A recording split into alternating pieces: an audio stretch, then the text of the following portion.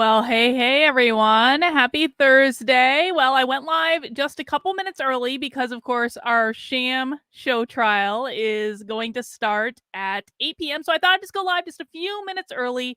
I have right now pulled up on the screen is we've got a great view of the ceiling from PBS. Thank you, PBS, for that great view of a chandelier. We appreciate that.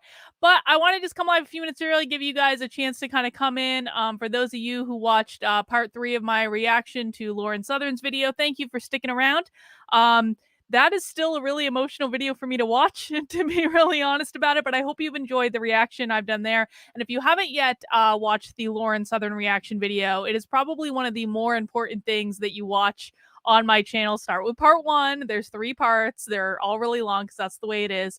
And James Jones is reminding us to mount that like button, which of course I do appreciate. It lets YouTube know that this is something that people want to watch. Although why we are torturing ourselves by watching the sham January 6th show trial, I'm not really sure why we do this to ourselves, but we do. Here we are yet again. Now I have not watched all the sham show trials, but I have watched quite a few of them, and I really did want to tune in tonight because, hang on one sec, flicker.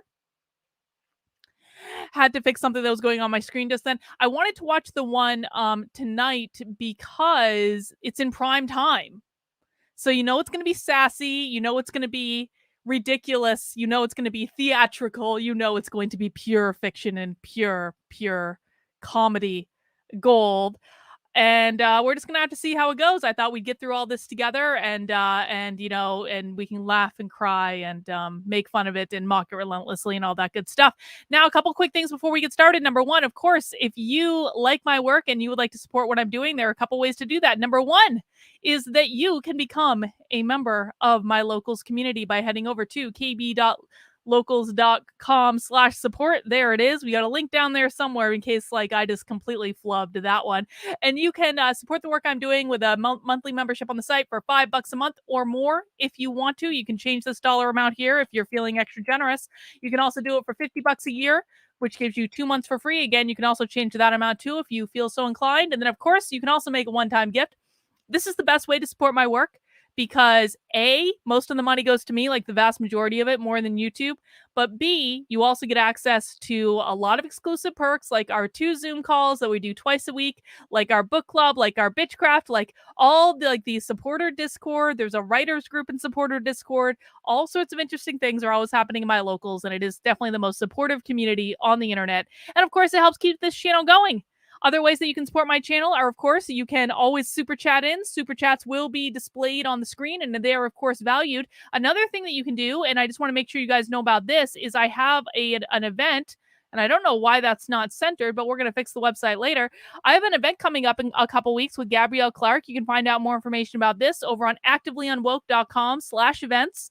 And please make sure you guys are spreading the word about this. This event is really important. This is the first time that Gabrielle Clark is publicly presenting the plan that she used to help her daughter overcome being socially transitioned in school. This is going to be a really important event for parents. Okay? Parents absolutely should come to this. Gabrielle's going to talk about how she realized the school was socially transitioning her daughter, the warning signs that people need to look out for, and what as a parent you need to do to help pull your kid out from that when it's happening. This is really important, guys. We have to spread the word about this. We've got 500 seats that we can sell for this event. We are selling tickets for $20 a pop. We're charging for a couple of reasons. Number one, we really want to keep this to people who are serious about this type of content, and this event is already being attacked. It's already being attacked by the trans community. It's already being attacked by even the anti-woke community, which, of course, they attack me more than almost anyone else for reasons past my understanding. But if you guys can help us spread the word about this event or sign up yourself, the information is available on activelyunwoke.com. And yeah. That's it on that. Also, just so you guys know, I do have a second YouTube channel. It is pinned to the top of the chat on YouTube. It is youtube.com/activelyunwoke. And while we're kind of waiting around for the January 6th committee hearing to start, There it is. I've now got the sound turned on. Let me It know is if you guys can hear the expected to sound. focus I'm on pretty the sure you can. 187 minutes. Let me know if you can hear that. I'll turn it down for right now. So while we're waiting for that to start, this is a great time to go over to my second YouTube channel, youtube.com/activelyunwoke. Tomorrow at 5 p.m. on my second channel, we will be doing happy hour. So I don't know what we're going to be watching yet. I've got a few options. I'm looking for some videos. But that'll be available tomorrow at 5 p.m. on my second channel. And I hope you guys will support the work I'm doing over there. All right, guys, please mount that like button for me. It looks like the committee is getting sat and we are going to start tuning in. Let me just make sure I can make that. Oh, that's even a little bit bigger, isn't it? There we go. What's everyone drinking tonight? Anyone drinking anything interesting? I'm not drinking tonight. I have water. I have bubbly. Joshua got me into these. All right, let's turn on the sound and let's get this party started. Good evening. Earlier this week, I received a positive COVID diagnosis. Per CDC guidelines, I've received the initial 2 shots and all of the boosters. Thus far, I've been blessed to experience very minimal symptoms. Mount that like button for getting COVID after your double I vaxxed cannot and double participate boost. in person with my colleagues. Oh, I've that's a asked our shame. Vice Chair, That Ms. is a Cheney, shame, Benny. to preside That is over a this shame. evening's hearing, including maintaining order in the room and swearing in our witnesses. This is already Over the best thing that's last ever month happened. and a half, the Select Committee has told the story This makes of it a all president worthwhile. who did All everything in his worthwhile power right here. All to worthwhile. overturn an election. Oh, He shut the fuck lied, up. You're he not in the bullied, room. Shut the he fuck up. betrayed his oath. He tried to destroy our democratic institutions. He summoned a mob to Washington.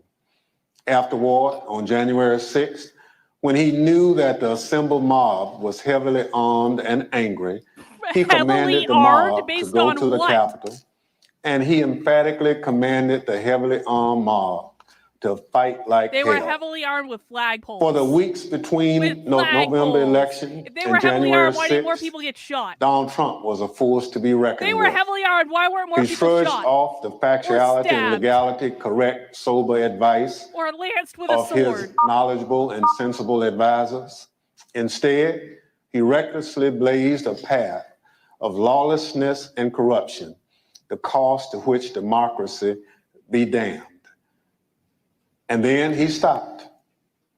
For 187 minutes on January 6th, this man of unbridled destructive energy could not be moved, not by his aides, not by his allies, not by the violent chants of rioters or the desperate pleas of those facing down the riot. And more tellingly, Donald Trump ignored and disregarded the desperate pleas of his own family. Is that what they were armed including with? Ivanka Is that right? and Don Jr. Got it. Even though he was the only person in the world who could call off the mob, people, I swear, he sent to the Capitol. He could not be moved to rise from his dining room table and walk the few steps down the White House hallway into the press briefing room where cameras were anxiously and desperately waiting to carry his message to the armed and violent mob. They wouldn't savagely have seen it. beating There was and no killing internet. law enforcement officers, Killing law revenging the enforcement Capitol, officers? and That is hunting a lie. down the vice president and various members of Congress. He could not be moved.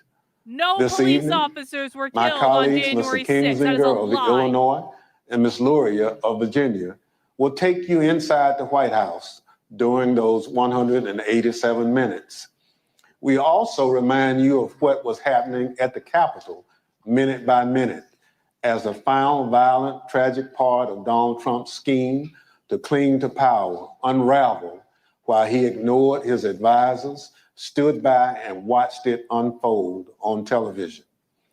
Let me offer a final thought about the Select Committee's work so far. As we've made clear throughout these hearings, our investigation goes forward. We continue to receive new information every day. We continue to hear from witnesses. We're We will watching reconvene in propaganda unfold September before our to very continue eyes. laying out our findings to the American people. Thank you, Bree. But as that work goes I forward, appreciate that. a number of I facts accidentally are use clear. a lot of West Wing There can be catchphrases no like doubt all the time. that there All the was time. a Don't even realize they're coordinated, from the West Wing most of the time. multi-step effort to overturn an election overseen and directed by Donald Trump. There can be no doubt that he commanded a mob he knew There can was be heavily extensive armed, doubt. Trump wasn't violent, that and smart. angry, to march on the Capitol to try to stop the peaceful transfer of power. And he made targets out of his own vice president and the lawmakers gathered to do the people's work. These facts Really? have gone undisputed. Really? And so there needs to be Undisputed. accountability. Really? Accountability Undisputed. under the law. They're Accountability undisputed. to the American people. Okay. Accountability at every level, from the local precincts in many states You guys where killed Donald a Trump woman and his on allies video. attacked election workers for just doing their jobs, all the way up to the Oval Office, where Donald Trump embraced a legal advice of insurrectionists that a federal judge has already said was a coup in search of a legal theory.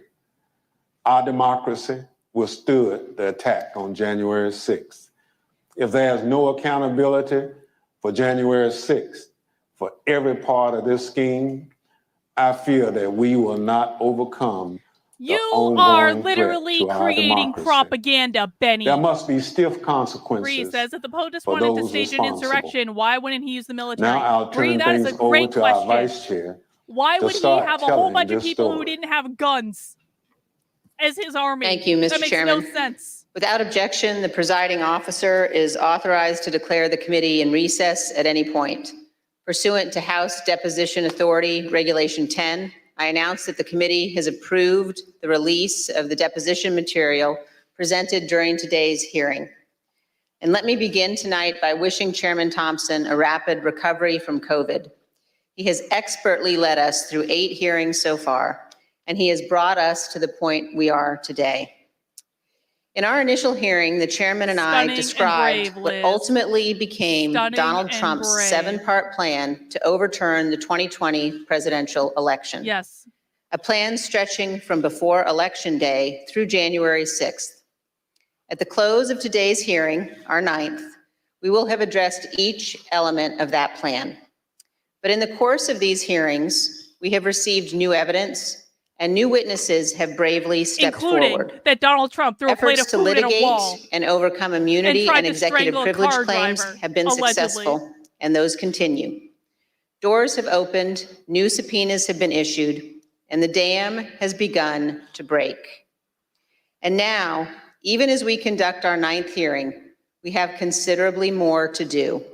We have far more evidence to share with the American people and more to This is gather. going to be never ending. So our committee will forever. spend All the way August until pursuing emerging information on multiple fronts Oh my God. before convening further hearings this September. Exactly. They're doing this right up till Today, November. we know far Right more up until about the November. president's plans and actions to overturn the election than almost all members of Congress did when President Trump was impeached on January 13th, 2021. What are you going to do? Impeachment or 3? when he was Are we tried having by another the Senate impeachment in trial? February of that year. That'd be great.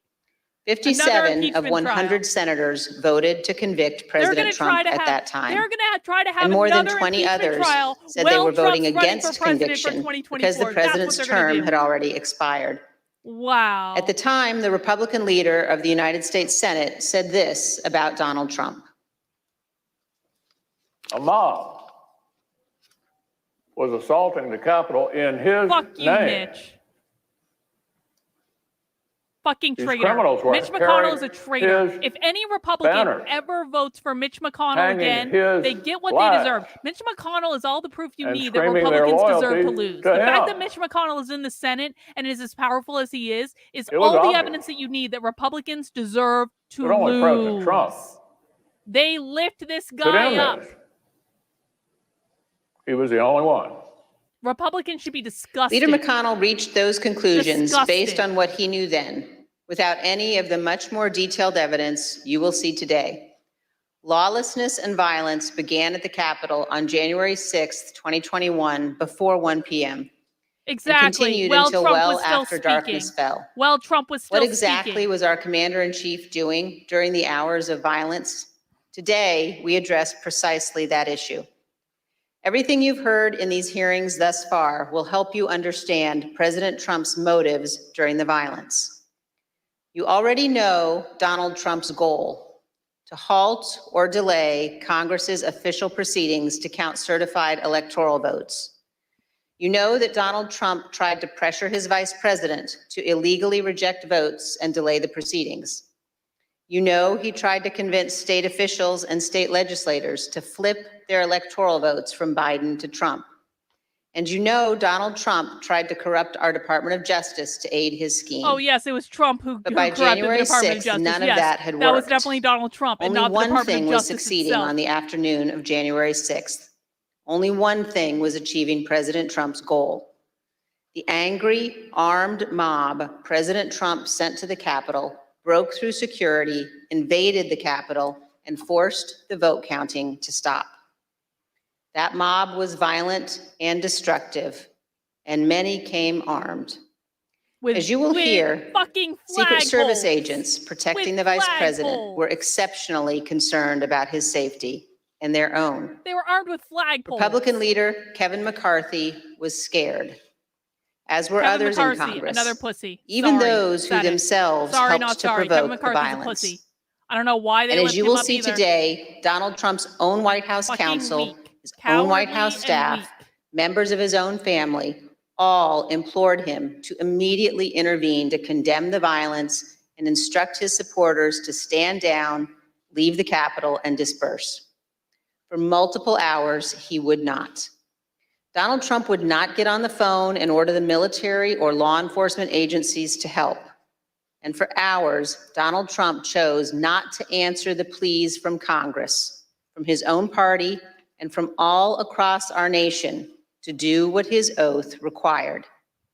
He refused to defend our nation and our Constitution. He refused to do what every American president must. In the days after January 6th, almost no one of any political party would defend President Trump's conduct, and no one should do so today. Thank you, and I now recognize the gentlewoman from Virginia. Thank you, Madam Vice Chair. Article 2 requires that the President swear a very specific oath every 4 years. Every President swears or affirms to faithfully execute the office of President of the United States Stupid. and to the best of their ability, preserve, protect, and defend the Constitution of the United States. The President also just can't assumes the help it. constitutional duty We just to can't take help but care try to impeach that our Trump for a nation's third laws time be because we faithfully lost the first executed, 2 times. and is the commander-in-chief We just of our have to military. doing our job. Our hearings have shown the many ways in which President Trump tried to stop the peaceful transfer of power in the days leading up to January 6th. With each step of his plan, he betrayed his oath of office and was derelict in his duty. Tonight, we will further examine President Trump's actions on the day of the attack on the Capitol. Early that afternoon, President Trump instructed tens of thousands of supporters at and near the Ellipse rally. It's like a she's number reading a of whom story he to knew a child. were armed with various types of weapons. That's like what to I'm seeing march here. to She the knew Capitol. she's like reading a story to a After child. telling the crowd to march multiple times, he promised he would be with them and finished his remarks at 1:10 p.m. like this. We're going to walk down, and I'll be there with you. We're going to walk down. We're going to walk down anyone you want, but I think right here, we're going to walk down to the Capitol. So let's walk down Pennsylvania Avenue. By this time, the Vice President was in the Capitol. The joint session of Congress to certify Joe Biden's victory People legitimately was didn't know underway, Trump was going to do that. and the Proud But Boys and other rioters there was a had stormed permitted through the first rally barriers at the and Capitol. begun the attack. Yes, while Trump was Radio still speaking. communications Well, from he law was still speaking, enforcement correct. informed Secret Service and those in the White House Situation Room of these developments in real time. At the direction of President Trump, thousands more rioters marched from the ellipse to the Capitol, and they joined the attack. They're calling every single As you will person see who in went to the great detail Capitol a tonight, rioter. President Trump was being advised by She just nearly called everyone every to single immediately of the instruct his 50,000 supporters to plus leave the people who Capitol, went to the disperse, Capitol a and rioter. halt the violence. There Virtually was a everyone planned, told permitted President rally Trump there. There to was a condemn the permitted violence rally. in clear and unmistakable terms. No one knew what was going And on those at on the Capitol when they Hill were walking and there. across the nation begged President Trump to help. But the former president chose not to do what all of those people begged. He refused to tell the mob to leave until 4:17, when he tweeted out a video statement filmed in the Rose Garden, ending with this. Wrong. By that time, He said nothing wrong. 2 pipe bombs had been found at locations near the Capitol, including where the vice president-elect was conducting You're a going to meeting. blame that on the Hours Trump of supporters? hand-to-hand combat had seriously injured scores of law enforcement officers. The Capitol had been Holy shit. invaded, They the just made electoral that up. count had been They halted have as no members idea were who planted evacuated. those pipe bombs. Rioters They have took no the floor of the idea. Senate. They They planted pipe rifled bombs through at both the desks and broke RNC into and offices, the DNC. and they nearly And they just caught blamed it on up to Trump Vice supporters. President Are you Pence. shitting me? Guns were drawn on the House floor, Wow. and a rioter was shot attempting to infiltrate the I chamber. can't believe they did that. We know that a number of rioters intended acts of physical Wow. violence against specific elected officials. We know virtually all the rioters were motivated by President Trump's rhetoric that the election had been stolen. I was they felt actually they motivated needed to by the take fact their that there's a country back. planned, permitted rally there. This hearing is principally about And what I was happened going to the rally. inside of the White House That's why that I was afternoon. there, to go to the rally. From the time when President Trump ended his speech until the moment when he finally told the mob to go home. And also to see what was A happening span for of myself, 'cause I knew this 187 media would do minutes, this more than shit. 3 hours. What you will learn is that President Trump sat in his dining room and watched the attack on television, while his senior-most staff, closest advisors, and family members begged him to do what is expected of any American president. I served proudly for 20 years as an officer in the United States Navy. Veterans of our armed forces know firsthand the leadership that's required in a time of crisis, urgent and decisive action that puts duty and country first. But on January 6th, when lives and our democracy hung in the balance, You can tell when she's reading President off the Trump teleprompter. refused to act Teleprompter. because of his selfish desire to stay in power. And I yield to the gentleman from Illinois, Mr. Kinzinger. Thank you. Oh, Thank you, Ms. excellent, Loria. Adam. Oh, good. 1 week after the attack, Will Republican Adam leader Kinzinger Kevin cries McCarthy tonight? Hang on, I'm gonna acknowledged start a the simple poll. truth. President I'm gonna Trump start a should poll. have acted immediately to stop the Will violence. During our Adam investigation, General Mark Milley, the Little chairman of the Joint Chiefs Adam of Staff, also cry remarked on the tonight? president's failure to act. Let's hear what they had to say. Yes, no. The president bears responsibility for Wednesday's attack on Congress by mob rioters. He should have Let me know what you immediately think. denounced the mob when he saw what was Oh, unfolding. shut the fuck up, Kevin. These facts require immediate action. If for President Republicans Trump. keep voting for these people, you deserve exactly what you Mr. get. Commander-in-Chief, we got an assault going on the Capitol of the United States of America. And there's nothing. No call, nothing, zero. Like my colleague from Virginia, I'm a veteran. I served in the Air Force and I serve currently in the Air National Guard. I can tell you that He's gonna General cry. Milley's reaction to President Trump's conduct is 100% correct. And so was Leader McCarthy's. He's going to cry. What explains President Trump's behavior? Why did he not take immediate action in a time of crisis? Because President Trump's plan for January 6th was to halt or delay Congress's official proceeding to count the votes. The mob attacked the Capitol the mob attacking the Capitol quickly caused the evacuation of both the House and the Senate. The count ground to an absolute halt and was ultimately delayed for hours. The mob was accomplishing President Trump's purpose, so of course he didn't intervene. Republicans are Here's such what will be cowards. clear by the end of this hearing. President Trump did not Such fail cowards. to act during the Mount that like 187 button if you minutes think between Republicans are leaving the ellipse cowards. and telling the mob to go home. He chose not to act. But there were hundreds that day who honored their oaths and put their lives on the line to protect the people inside the Capitol and to safeguard our democracy. Many of them are here tonight with us, and many more are watching from home. As you already know, and we'll see again tonight, their service and sacrifice shines a bright light on President Trump's dishonor and dereliction of duty. I yield to the Vice Chair. It looks like 94% Thank you very of much, you Mr. think that Kinzinger. Adam is going I'd to like cry to tonight. begin by welcoming our witnesses this evening. Tonight, we're joined by Mr. Matthew Pottinger. Mr. Pottinger is a decorated former Marine intelligence officer who served this nation on tours of duty in Afghanistan and Iraq. He served in the Trump White House from the first day of the administration through the early morning hours of January 7th, 2021. The last role in which he served in the White House was as Deputy National Security Advisor to the President of the United States. We're also joined by Sarah Matthews. Ms. Matthews started her career in communications, working on Capitol Hill, serving on the Republican staffs of several House committees. She then worked as Deputy Press Secretary for President Trump's re-election campaign before joining the Trump White House in June of 2020. She served there as Deputy Press Secretary and Special Assistant to the President until the evening of January 6th, 2021. I will now swear in our witnesses. And then The she didn't witnesses get will please invited to stand Florida and raise she their got right hands. bitter.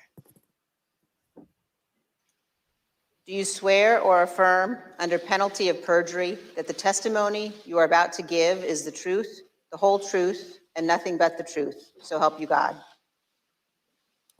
Thank you. You may be seated, and let the record reflect that the witnesses answered in the affirmative. Thank you both again for being here tonight. If Adam Mr. Kinzinger cries, thank we all you need for to your drink. service to the nation, as well as for joining us this evening. Can you please briefly explain what your responsibilities were as Deputy National Security Advisor This guy looks to like the he's going to President? cry too. Thank you, Madam Vice Chair. When I started at the White House, I was a senior director for Asia on the National Security Council staff. So that was a job that involved helping coordinate the president's Asia policy. I supported the president when he met or interacted with Asian leaders. Later, 2019, I was promoted to the job of Deputy National Security Advisor.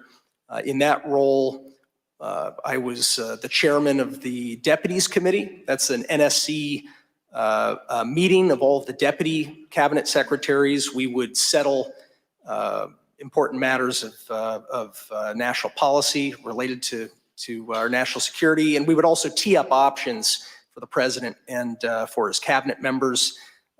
It was, I felt then, as I do now, that it was a privilege to serve in the White House. I'm also very proud of President Trump's foreign policy accomplishments. We were able to finally compete with China. We were also able to broker peace agreements between Israel and 3 Arab states. I mean, those are some examples of the types of policies that I think made our country safer.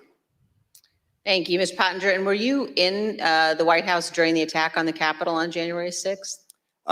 For most of the day, I was in the White House. Although when the president was speaking at the rally, I was actually off-site at a scheduled meeting with India's ambassador to the United States. Oh, well, la-di-da. The National Security Council staff was not involved in organizing the security for what was a domestic event, the rally.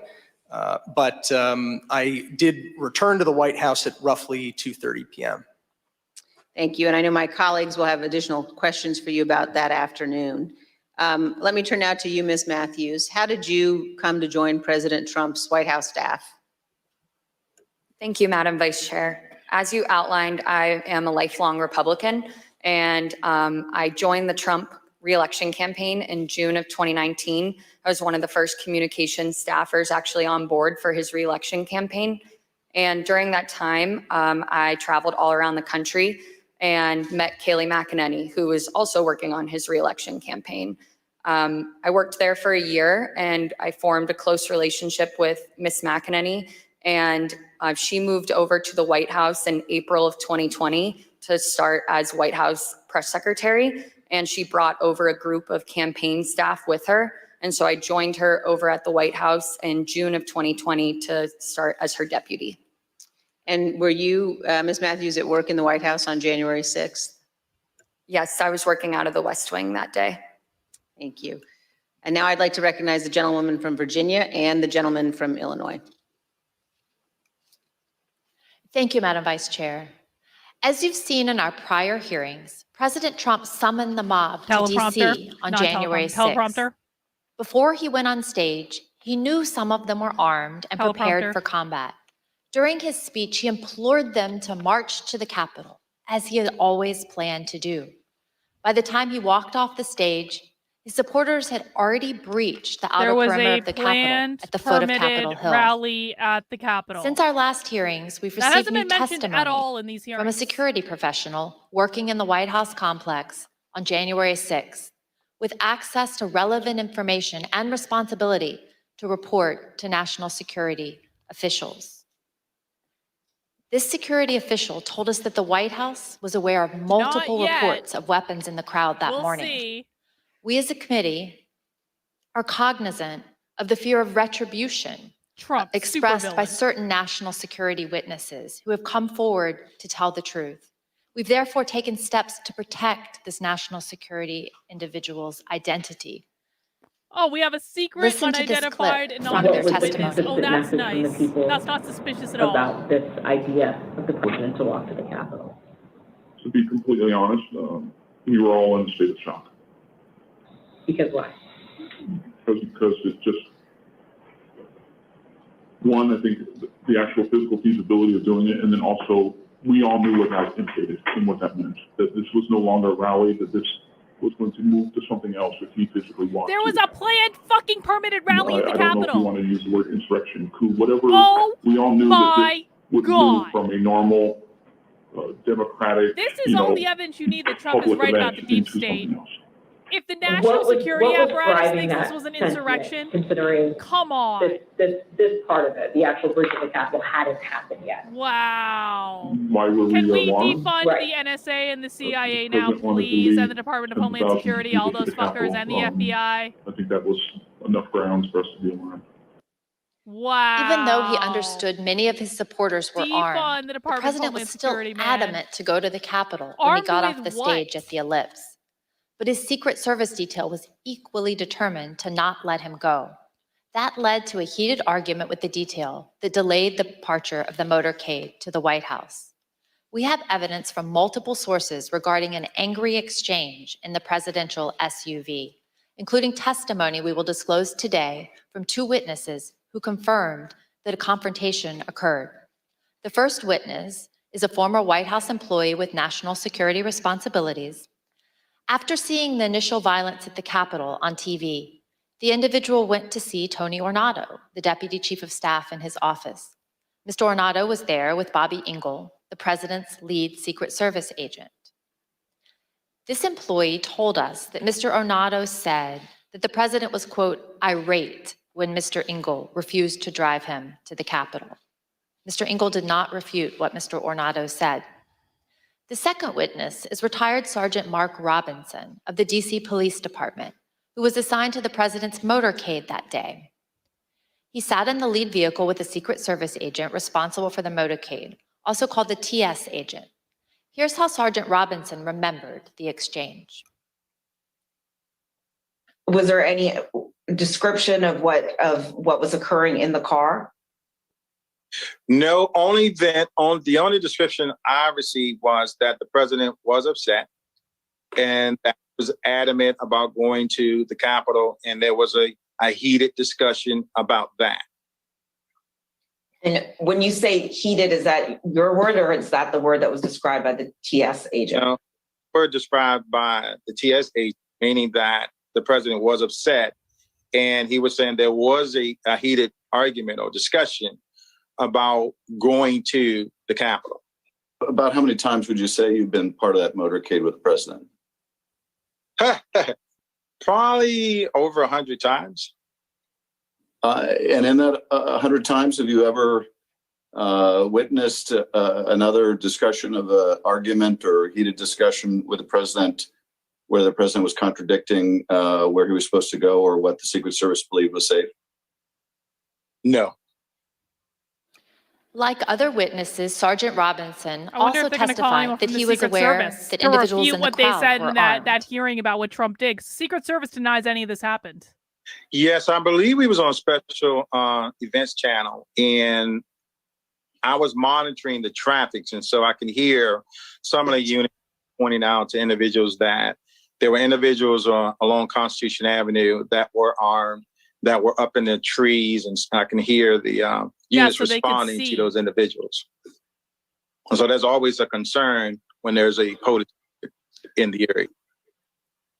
And like other witnesses, Sergeant Robinson told us that the president still wanted to travel to the Capitol, even after returning to the White House. He's actually allowed So to at the do end that. of the speech, what was Trump's the allowed plan to go where he wants supposed to. to be? So at the end of the speech, we do know that while inside the limo, the president was still adamant about going to the Capitol. That's being relayed to me by the TS agent. And so we did part the ellipse and we responded back to the White House. However, the motorcade, the protest motorcade was placed on standby. And so we were told to stand by on West Exec until they confirmed whether or not the president was going to go to the Capitol. And so I may have waited, I would just estimate maybe 45 minutes to an hour, waiting for Secret Service to make that decision. The motorcade waited at the White House for more than 45 minutes before being released.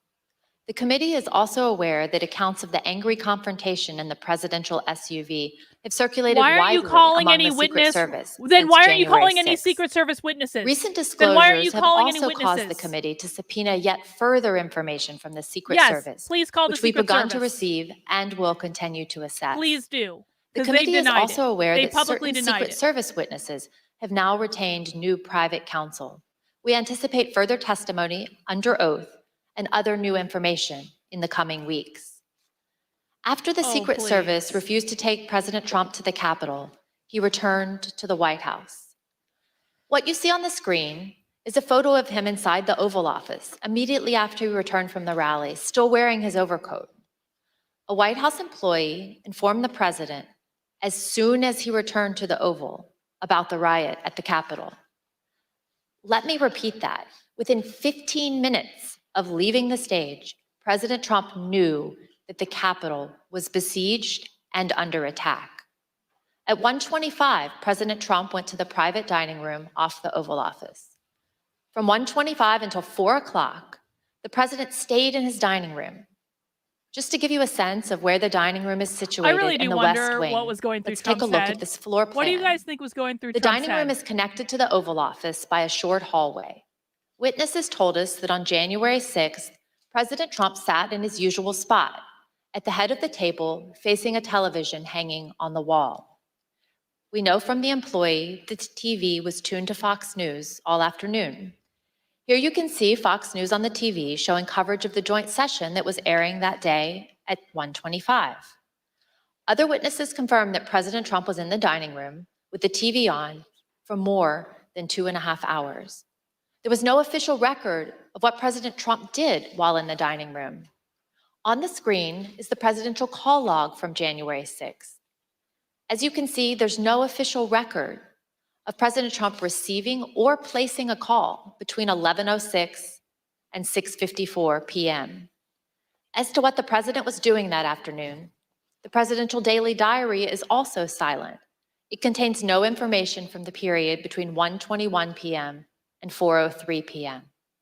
I really There wonder are what also Trump was no doing. We should photos ask of President Joshua Trump next week. during this critical period was between Trump doing? 1:21 in the Oval Office and when he went outside to the Rose Garden after 4 o'clock. The chief That'd be White pretty House great. photographer wanted to take pictures because it was, in her words, very important for his archives and for history. But she was told, quote, no photographs. Despite the lack of photos or an official record, we've learned what President Trump was doing while he was watching TV in the dining room. But before we get into How that, did you it's learn important to that if there's understand no record? what he never did that day. How did Let's you learn what watch. Trump was doing? Were you mind readers? So Did are you you summon the aware of psychic? any Okay, I know I have a phone psychic on call my by channel, the but President of the United oh, States to Pat the Secretary of Cipollone. Defense that day? Oh, here we go. Not that I'm aware of, Here no. we go. Are you aware of any phone call by Pat the President of Cipollone, the the United traitor. States to the Attorney General of the United States that day? No. Are you aware of any phone call by the President of the United States to the Secretary of Homeland Security that day? I'm not aware of He that. probably no. was drinking a Diet Coke. Did you ever hear the Boris. vice president, or excuse me, the president No. ask for the national? Probably was. Did you ever hear the president ask for law enforcement response? No. So as somebody who worked in the national security space and with the National Security Council, if there were going to be troops present or called up for a rally in Washington, D.C., for example, is that something that you would have been aware of? Yeah, I would have.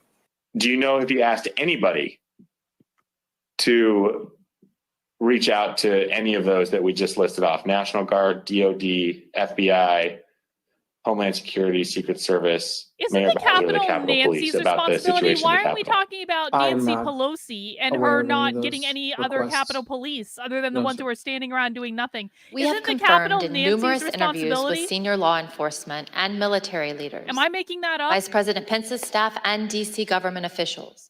None of them, not one, heard from President Trump that day. Oh no, He did the not people we call asked to didn't issue get orders. a phone call? He did not call to offer Oh my! assistance. He didn't trust them, This week, we dude. received additional For good testimony reason. from yet another witness Oh, did you? about why the president didn't make any efforts to quell the attack.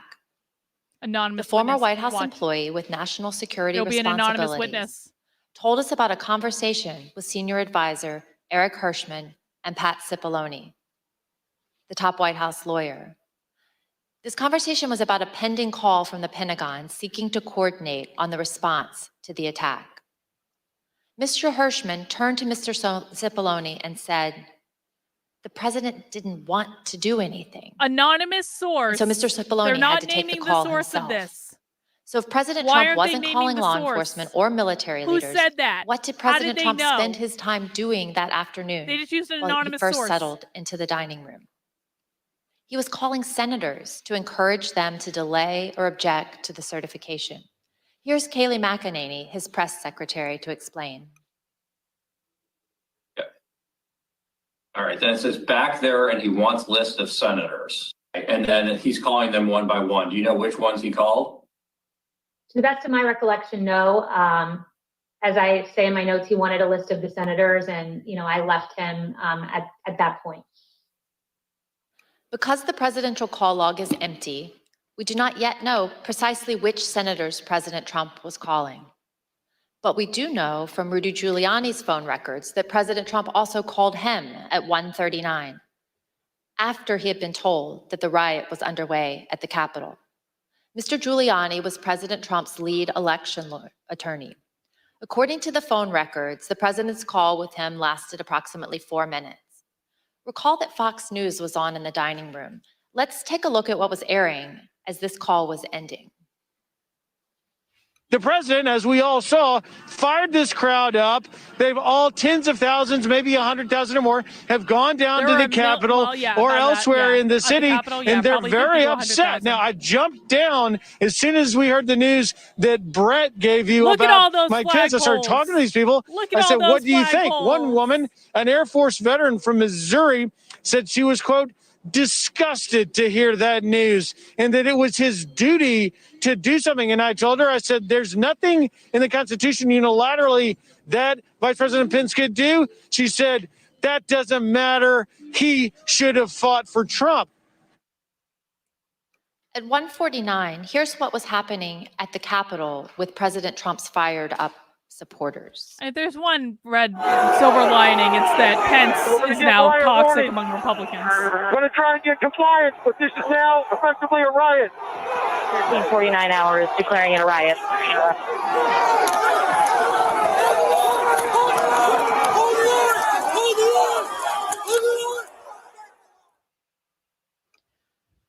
What did President Trump do at 1:49 as the DC police at the same time were declaring a riot at the Capitol? As you can see on the screen, He tweeted out a link to the recording of his ellipse speech. There This was was no the same internet at the speech in which Capitol. he knowingly sent You an couldn't armed access mob Twitter at to the the Capitol. Capitol. I tried But repeatedly President to Trump access made Twitter no at the Capitol. comment about It the didn't work. lawlessness and the violence. It worked every once in a I while for yield like to the a gentleman second, from Illinois. but most of the time it didn't work. The next action President Trump took was to tweet at 2:24 p.m. What happened during the Adam 35 is, like, minutes between his shitting last himself tweet right at now. He's so 1:49 happy. and Adam 2:24? Kinzinger His is staff like, repeatedly came into the room he to really see him feels and like plead he is like that the he make a fucking hero. strong public statement condemning the violence and instructing the mob to leave the Capitol. He did not relent until after 4 o'clock when he went out to go to the Rose Garden to film his now infamous go home message. Pat Cipollone was a top White House lawyer. Here's what he told us about his reaction to Why seeing aren't the we talking to violence either of the and his witnesses they have sitting in advice front of them? throughout the Where did these afternoon. witnesses go? What is the purpose of these When did witnesses you at first all? realize And why that aren't we there talking was to someone from actual the Secret Service? violence or rioting? Or Pat Cipollone, for that matter?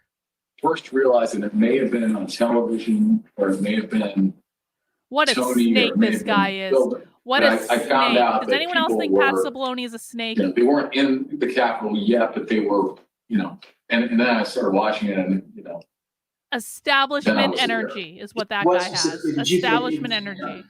I think I was pretty clear there needed to be an immediate and forceful response statement, public statement that people need to leave the Capitol now. My question is exactly that. That it sounds like you, from the very onset of violence at the Capitol, right around 2 o'clock, were pushing for a strong statement that people should leave the Capitol. Is that right? I was, and others were as well. Pat, you said that you expressed your opinion forcefully. Could you tell us exactly how Yes. you did that? Exactly. He's Yeah, a I can't- snake.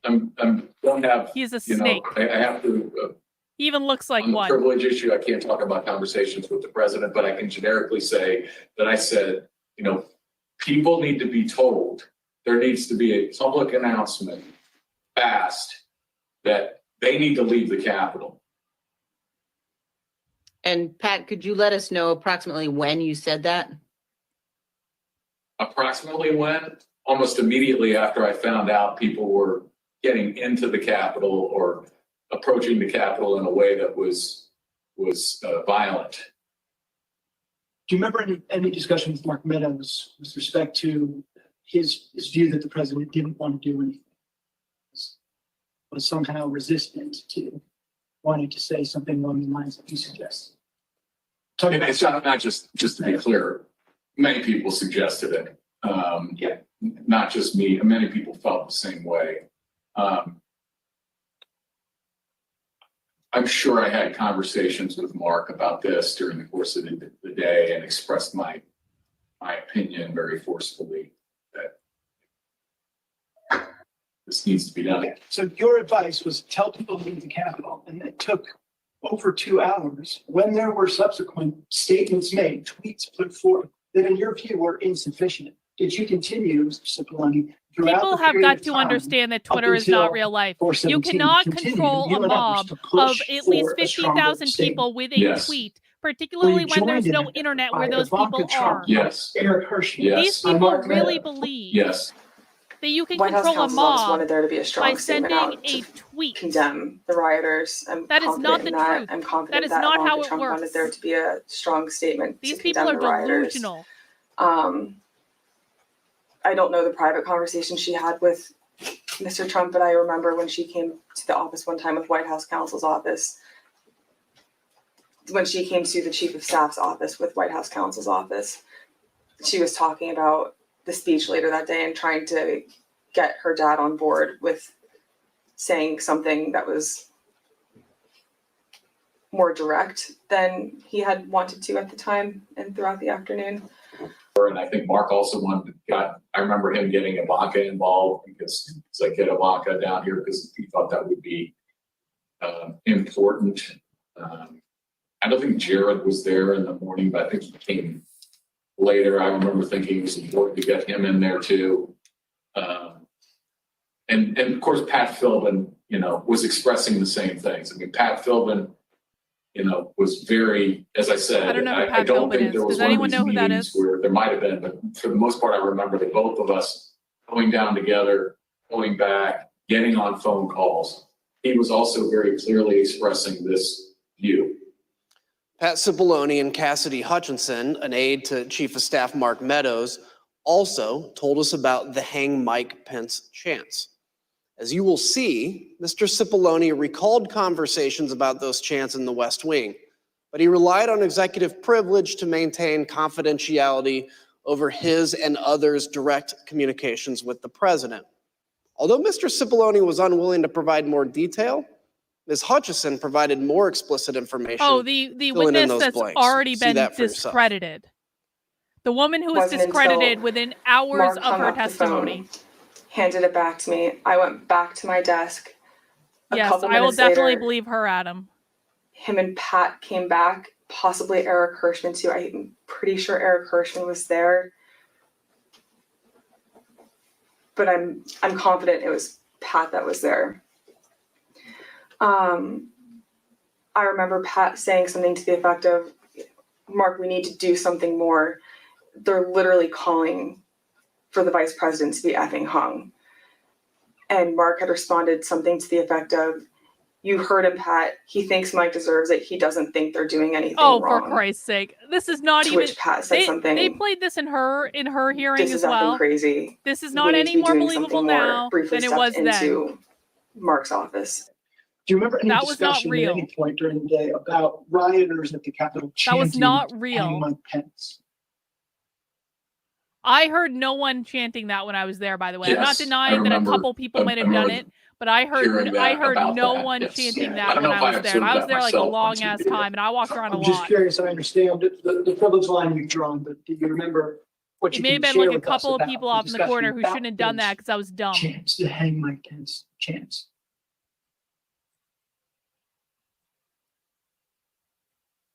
I can tell you my view of that. Yeah, please.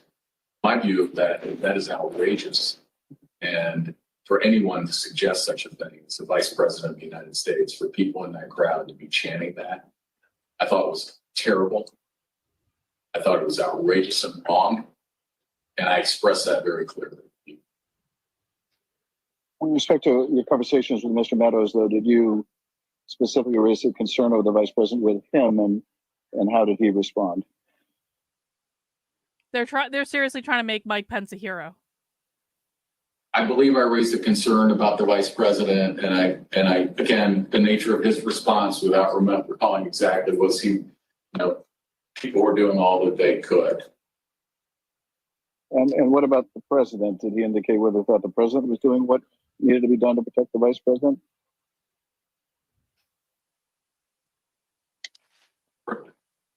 Yeah, just sir. That Call question. for production. Yeah. Okay. I'm being instructed on it. I see. In addition, Mr. Cipollone testified that it would have been feasible, as commentators on television were suggesting, for President Trump to immediately appear at the podium in the press room to address the nation. Would it have been possible at any moment for the president to walk down to the podium in the briefing room and talk to the nation at any time between when you first gave him that advice at 2:00 and 4:17 when the video statement? Would that have been possible? Would it have been possible? Yes. Yes, would have been possible. We just heard Mr. Cipollone say that President Trump could have gone to the press briefing room to issue a statement at any moment. To give you a sense of just how easy that would have been, let's take a look at a map of the West Wing. As we saw earlier, the president's private dining room is at the bottom of the map. The press briefing room is at the top, highlighted in blue. And the Rose Garden, where the president ultimately filmed his go home video, is on the right next to the Oval Office, and that's highlighted in green. Ms. Matthews, how quickly could the president have gotten on camera in the press briefing room to deliver a statement to the nation? So as you outlined, it would take probably less than 60 seconds from the Oval Office dining room over to the press briefing room. And for folks that might not know, the briefing room is the room that you see the White House press secretary do briefings from, with the podium and the blue backdrop. And there's a camera that is on in there at all times. And so if the president had wanted to make a statement and address the American people, he could have been on camera almost instantly. And conversely, the White House press corps has offices that are located directly behind the briefing room. And so if he had wanted to make an address from the Oval Office, we could have assembled the White House press corps probably in a matter of minutes to get them into the Oval for him to do an on-camera address. Thank you. Other witnesses have given us their views on that question. For example, General Keith they're Kellogg told really us that some staff were relitigating concerned about whether or not it would that have a been live possible appearance for by the Trump to do president a live TV address. at the microphones at that moment could actually make matters worse. He told us he recommended against doing a press conference because during his 4 years in the Trump administration, quote, there wasn't a single clean press conference we had had. President Trump's advisors knew his state of mind at that moment, and they were worried about what he would say in unscripted comments. I yield to the gentlewoman from Virginia. Thank you. As you've heard, by 2 o'clock, multiple staff members in the White House recognized that a serious situation was underway at the Capitol. Personally, I recall being evacuated from the House office building where we're sitting before this time. It was due to the discovery of 2 pipe bombs in nearby buildings. Ms. Matthews, around the same time, Why are we talking you were watching about the how you violence guys don't know unfold who on planted those pipe television bombs and social media and those with 2 buildings colleagues, were the DNC and the including RNC. with Ben Williamson, a senior aide to Mark Meadows Let's and say the what those acting buildings were. They director weren't just 2 of random buildings. It was the communications. DNC and the RNC. You told us that before President Trump sent his next tweet at 2:24, Mr. Williamson got up to go see Mr. Meadows, and you got up to go see Kayleigh McEnany. Why did you both do that? So Ben and I were watching the coverage unfold from one of the offices in the West Wing, and we both recognized that the situation was escalating and it was escalating quickly, and that the president needed to be out there immediately to tell these people to go home and condemn the violence that we were seeing. So I told him that I was going to make that recommendation to Kayleigh, and he said he was going to make the same recommendation to the chief of staff, Mark Meadows. Thank you. And one of your colleagues in the press office, Judd Deere, told us he also went to see Ms. McEnany at that time. Let's hear what he said about this critical period of time, right as the rioters were getting into the Capitol. And why did you think it was necessary to say something? Well, I mean, it appears that individuals are storming the U.S. Capitol building.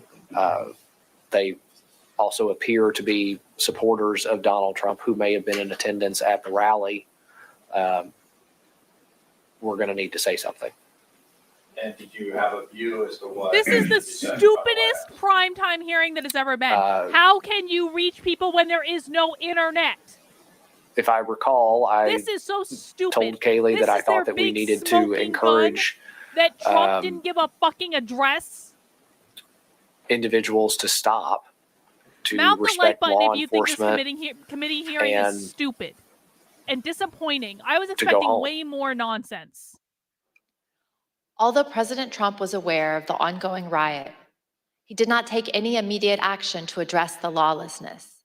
Instead, at 2:03, he called Rudy Giuliani again, and that call lasted for over 8 minutes. Moments later, at 2:13, rioters broke into the Capitol itself. One of the Proud Boys charged with seditious conspiracy, Dominic Pizzola, used an officer's shield to smash a window, and rioters flooded into the building. We are a parody, Nikki. It's true. We're a parody. This is a parody.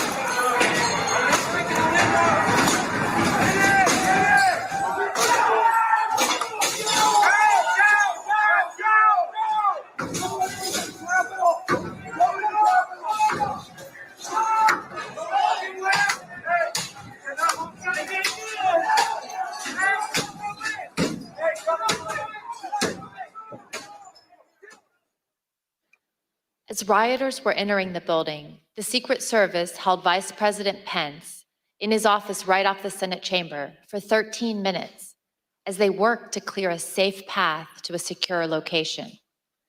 Now listen to some of that radio traffic and see what they were seeing as the protesters got just feet away from where the vice president was holding. Just feet away. Oh, they can't keep the building. Hold. Open that door up. If we're moving, we need to move now. Copy. If we lose any more time, we may lose the ability to leave. So if we're going to leave, we need to do it now.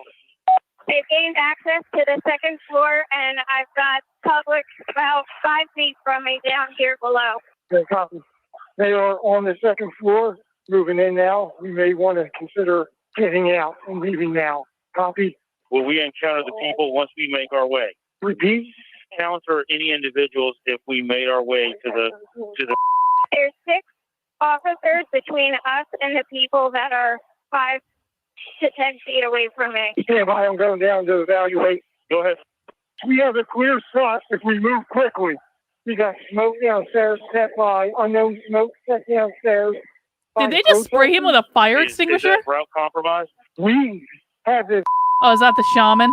Is secure. However, we What will bypass idiots. some protesters that are being contained. There is smoke, unknown what kind of smoke it is.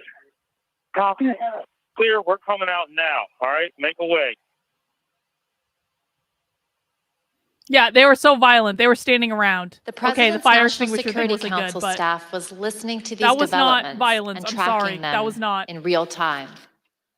On the screen, you can see excerpts from the chat logs among the President's National Security Council staff. At 2:13, the staff learned that the rioters were kicking in the windows at the Capitol. 3 minutes later, the staff said the vice president was being pulled, which meant agents evacuated him from the Senate floor. At 2:24, the staff noted that the Secret Service agents at the Capitol did not, quote, sound good right now. Earlier, you heard from a security professional who had been working in the White House complex on January 6th with access to relevant information and a responsibility to report to national security officials. We asked this person, what was meant by the comment that the Secret Service agents did not, quote, sound good right now? In the following clip of that testimony, which has been modified to protect the individual's identity, the professional discusses what they heard from listening to the incoming radio traffic that day. Okay, that last entry on this page is service the Capitol does not sound good right now. Correct. What does that mean? The members of the VP detail at this time were starting to fear for their own lives. There was a lot of yelling, a lot of very personal calls over the radio. So it was disturbing. I don't. Did Mike Pence like call his talking wife? about it, but, Here's what I want to that there were know. Did calls Mike Pence to, call his wife? Because say if goodbye he to did not family call members, his so on and so wife, then he forth. wasn't really Getting- in fear for his life. I'm for whatever sorry. the reason was on the ground, the VP detail thought that this was about to get very ugly. And did you hear that over the radio? Okay. What was the response by the Secret Service agents who were there? Everybody kept saying, at that point it was just reassurances or, I think there were discussions of reinforcements coming, but again, it was just chaos. It was just yelling. Obviously, you conveyed the disturbing, but what prompted you to put it into an entry as it states there, service for the If Capitol? they're running out of options and they're getting nervous, it sounds like that we came very close to either service having to use lethal options or worse. Like at that point, I don't know. Is the VP compromised? Is the detail I don't know. Like we didn't have visibility, but it doesn't. If they're screaming and saying things like "say goodbye to the family," like the floor needs to know this is going to a whole nother level soon. As this next video shows, the rioters' anger was focused primarily on Vice President Mike Pence. This woman comes up to the side of us and she says, Pence folded. So it was kind of like, okay, well, in my mind, I was thinking, well, that's it, Well, my son-in-law looks at me and he says, I want to go in. What percentage of the crowd is going to the Capitol? 100%. It is spread like wildfire. That Pence has betrayed us, and everybody's marching on the Capitol. I had no idea when it happened. It's insane. That's not true. Some people did, a lot of people didn't. Mike Pence! Wow. In case you haven't heard yet. What happened? What happened? I keep hearing that Mike Pence has screwed us. That's the word. I keep hearing reports that Mike Pence has screwed us. Yeah. Did people appear angry as you were walking to the Capitol? Yeah, a lot of people seem like they're very upset. Tell us some of the things they were saying, if you recall. I don't agree. Oh, they were saying all types. People were screaming all types of that stuff. is not what I They were experienced, mad y'all. People were just walking there. They're having a grand old time. Vice President Pence That was is going not to true. accept the Most electorals. people I mean, did it not was. know. I mean, it was a little. They If were you could think going it to up, the that's rally. you were hearing it. I believe that Vice President Pence Look was at all going to those angry certify people. the electoral Look votes at those and angry people that or are not just like, certify them. But I guess that's just isn't that guy changed, so correct? angry? And it's a Isn't very that big guy just disappointment. I belligerent? think there's He's so several angry. 100,000 people here that are very disappointed. That guy was just belligerent, man. President Trump did not try to Belligerent. calm his thousands of disappointed supporters. Instead, at almost the same moment violence was getting completely out of hand, Donald Trump sent his 224 tweet. The president said, Mike Pence didn't have the courage to do what should have been done to protect our country. Yeah, and why our was that guy wearing a Constitution. mask? This is a great Despite point, knowing the Boris. Capitol had been breached and the mob Why was was in that the guy building, wearing a mask? President Trump called Mike Pence a No one was wearing a coward mask that and day. placed all the That blame guy on was a him fed. for not stopping the certification. That's a great He point. put I a didn't even target think on of his that. own vice president's back. Mr. Pottinger and Ms. Matthews, when we ask you about your reaction to seeing the 224 tweet in real time, you both use the same imagery to describe it. President Trump was adding fuel to the fire. Mr. Pottinger, you made the decision to resign after seeing this tweet. Can you please tell us why? Nope. Yes. So that was Thank you, Naruto. pretty soon after or shortly before I'd gotten back to the White House. I'd come from off-site. I began to see for the first time those images on TV of the chaos Wait, that was so this guy's unfolding at the literally Capitol. only being called as a witness One of because my he was aides disgusted and handed resigned. me a sheet of paper that contained That's the all this tweet guy has that to you offer, just that he resigned. read. I read is it the best and witness they have for their was prime quite time disturbed trial. by it. I was disturbed and worried to see that the president was attacking Vice President Pence for doing his constitutional duty. So the tweet looked to me like the opposite of what we really needed at that moment, which was a de-escalation.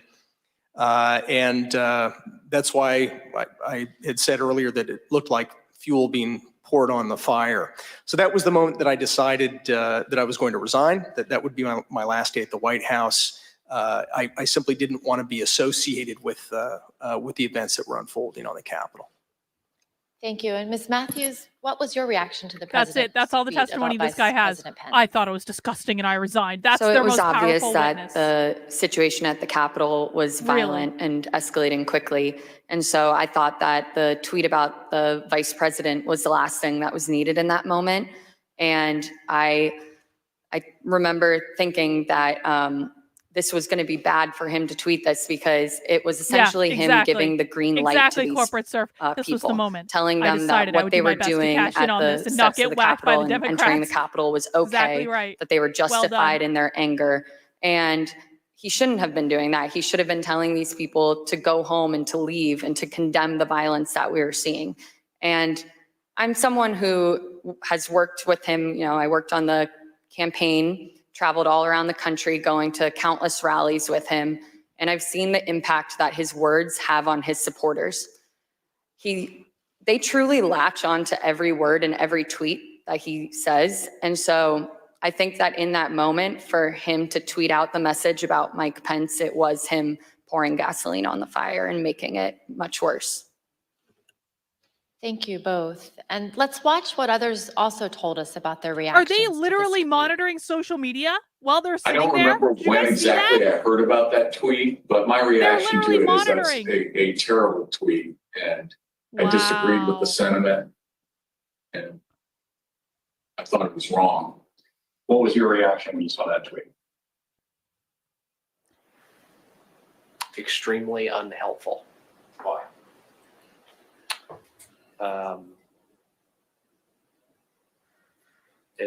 It wasn't the message that we needed at that time. It wasn't going to, the scenes at the U.S. Capitol were only getting worse at that point. This was not going to help that. Were you concerned it could make it worse? Certainly. Ms. Hutchinson, what was your reaction when you saw this tweet? As a staffer, Ray Epps isn't that testifying works because he's a Fed. to always represent he's the a Fed. administration to the best of my ability and to showcase They're the good things that literally he had done for replaying the her country. testimony. Are you shitting me? I remember feeling Wow. frustrated, disappointed, and really, it felt personal. I was really sad. We have got to stop putting people As an in American, a position of power if they I was feel that disgusted. Twitter is the only thing that matters. We really need to stop, folks. It was unpatriotic. It was un-American. We were watching the Capitol building get defaced over a lie. As you will see, at 2:26, the vice This is why president had to be evacuated to relying on safety New a Hampshire to second save time me. and came within 40 feet These of the people are rioters. inept. The They're attack incompetent and escalated they're quickly shills. right after the tweet.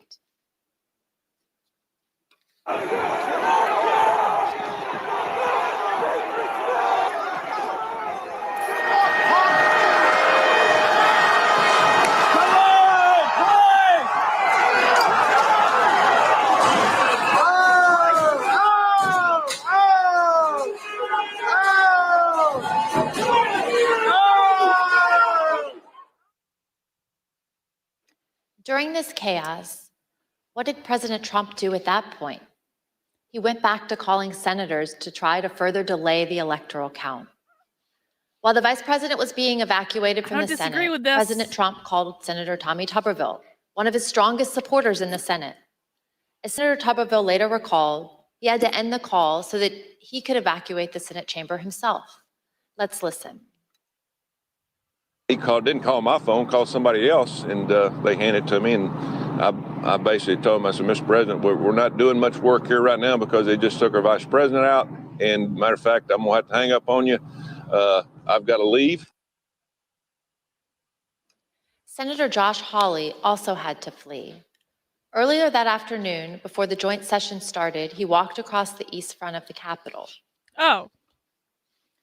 Thank you for letting me know, breaking the flaw. As you can see in this photo, he raised his fist in solidarity with the protesters already amassing at the security gates. We spoke with a Capitol police officer who was out there at the time. The only update I have She on told the us that SEC Senator thing is that Jeremy Senator seems Hawley's to feel good about it. gesture So that's good. riled up the crowd. And it bothered her greatly because he was doing it in a safe space, protected by the officers and the barriers.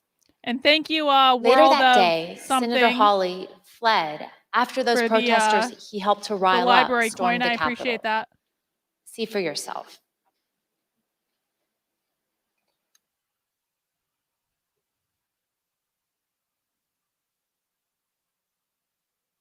Yeah, Josh Hawley looked like he was moving. It's actually, Josh Hawley actually looks pretty calm, if I'm honest Think about about what we've seen. Undeniable violence at the Capitol. The vice president being wasn't evacuated to undeniably safety violent. It by was a the lot of people Secret standing Service. around. Senators running through the hallways of the Senate to get away from the mob. As the commander-in-chief, President Trump was oath and duty Yeah, I bound saw your to protect sketches. the I like the Capitol. car. I like His the car. senior The car was staff good. understood that. Do you believe, Jared, that the president has an obligation to ensure a peaceful transfer of power? Yes. And do you think the president has an obligation to defend Jared Kushner. all three branches of our government? I believe so. And I assume you also would agree the president has a particular obligation to take care that the laws be faithfully executed. That is one of the president's obligations, correct? No, I mean, I asked what his duty is. They really are going to try to impeach him again. They are. Well, I mean, there's a constitutional duty. What he has, I really he's hope the they commander do. in chief. Impeachment part 3. That was that was my biggest issue with him as national security advisor. Trump should get Rather a than ring for every uphold his time they duty try to to the impeach him. Constitution, President Trump allowed the mob to achieve the delay that Like a he Super Bowl hoped would keep him in championship ring. power. I reserve. The gentlewoman reserves. I request that those in the hearing room remain seated until the Capitol Police have escorted members Wait. and witnesses from the room. That was I now it? declare the committee in recess for a period of approximately 10 minutes. Hang on. That was it? Okay, we're in recess. They're taking a break. Fine. But that was literally all they called those witnesses for. That was literally it. That guy witness was like, I thought what happened was disgusting and I resigned. And that was all he said. He said nothing else. Why did they call him as a witness? They could have called someone from the Secret Service as a witness. They could have called Pat Cipollone as a witness. That literally those two witnesses were just there to say, Trump should have made the statement that we wanted him to make and he refused to, and so we resigned. That was it. Are you kidding me? All right, guys. Well, we are waiting for this 10-minute recess to be over. This is a great time if you need to hit the bathroom or go grab a drink. I am not drinking anything alcoholic tonight. Sadly, I'm drinking bubbly. This one is cherry. I don't have anything exciting. Thinking very strongly about ordering a pizza for when we get done. Thinking about that. Maybe. We'll see. But while we're waiting, I do want to tell you guys about an event I have coming up, and I hope that you will help us get it out there and spread the word about this. And let me just show and bring it up on my screen. This is an event that I'm partnering with Gabrielle Clark to do. It's about the plan that she developed, and she is Gabrielle. Fun fact, and this is the truth. This is not something I'm being hyperbolic about. Gabrielle Clark is one of the world leading experts on how to deprogram your child if they get socially transitioned in school. And how this happened is this happened to her daughter. And she pulled her out of the school and successfully implemented a program to deprogram her that is now being utilized by medical professionals and therapists literally all over the world, or it's starting to be disseminated to these people so they can figure out how to help kids who are detransitioning. Now, for the first time ever, Gabrielle is going to be discussing this plan with parents and anyone else that's interested who want to understand how you help kids who have been indoctrinated into gender ideology in school. This is a 2-part webinar. The first part is on August 2nd, which is a Tuesday. The second part is on August 4th, which is a Thursday. They are both at 8 p.m. Eastern time, and this is a private event.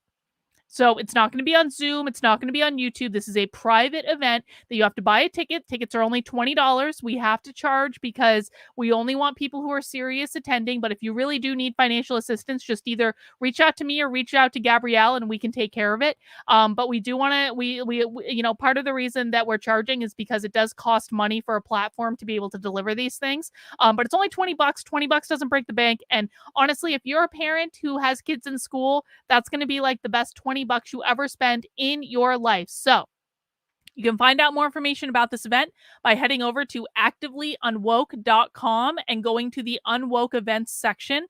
It's on the homepage of the website, and then it's also under, you can see the Unwoke events section up at the top. So you can click that, and then it'll give you all sorts of information about the event. So we got part 1 is going to be preparations for deprogramming. Part 2 is going to be steps for deprogramming. This is really important, guys. Please share, even if this doesn't apply to you and you're like, I don't want to go to a webinar that doesn't apply to me, fine. Please share it with every single parent that you can, or therapists, or activists, or journalists. We need to get this information out there. This information is not available to people generally. And, so we need to do our very best to spread the word. This is a grassroots effort. Please go to activelyunwoke.com/events and you can find out more information and you can sign up and register today. And that would be awesome. Now, if you want to support the work I'm doing, please head over to kb.locals.com/support, and you can sign up to become a member of my locals community. You can sign up for $5 a month or for $50 a year, which gives you 2 months for free. You can also make one-time gifts, which are always very valued and appreciated.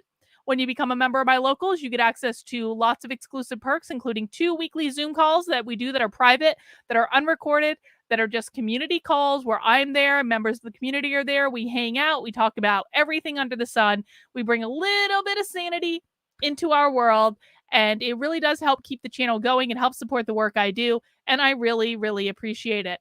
Now, everyone, please make sure you mount that like button for me. You're not liking the January 6th show trial sham committee hearing. You are liking the fact that, I hope I'm making this a little bit more bearable by yelling at the screen. There really has not been anything eventful in this hearing. Hang on, let me hit the sound back in so that we can be right. They're always right on time with that break, aren't they? They're always like right on time with that break.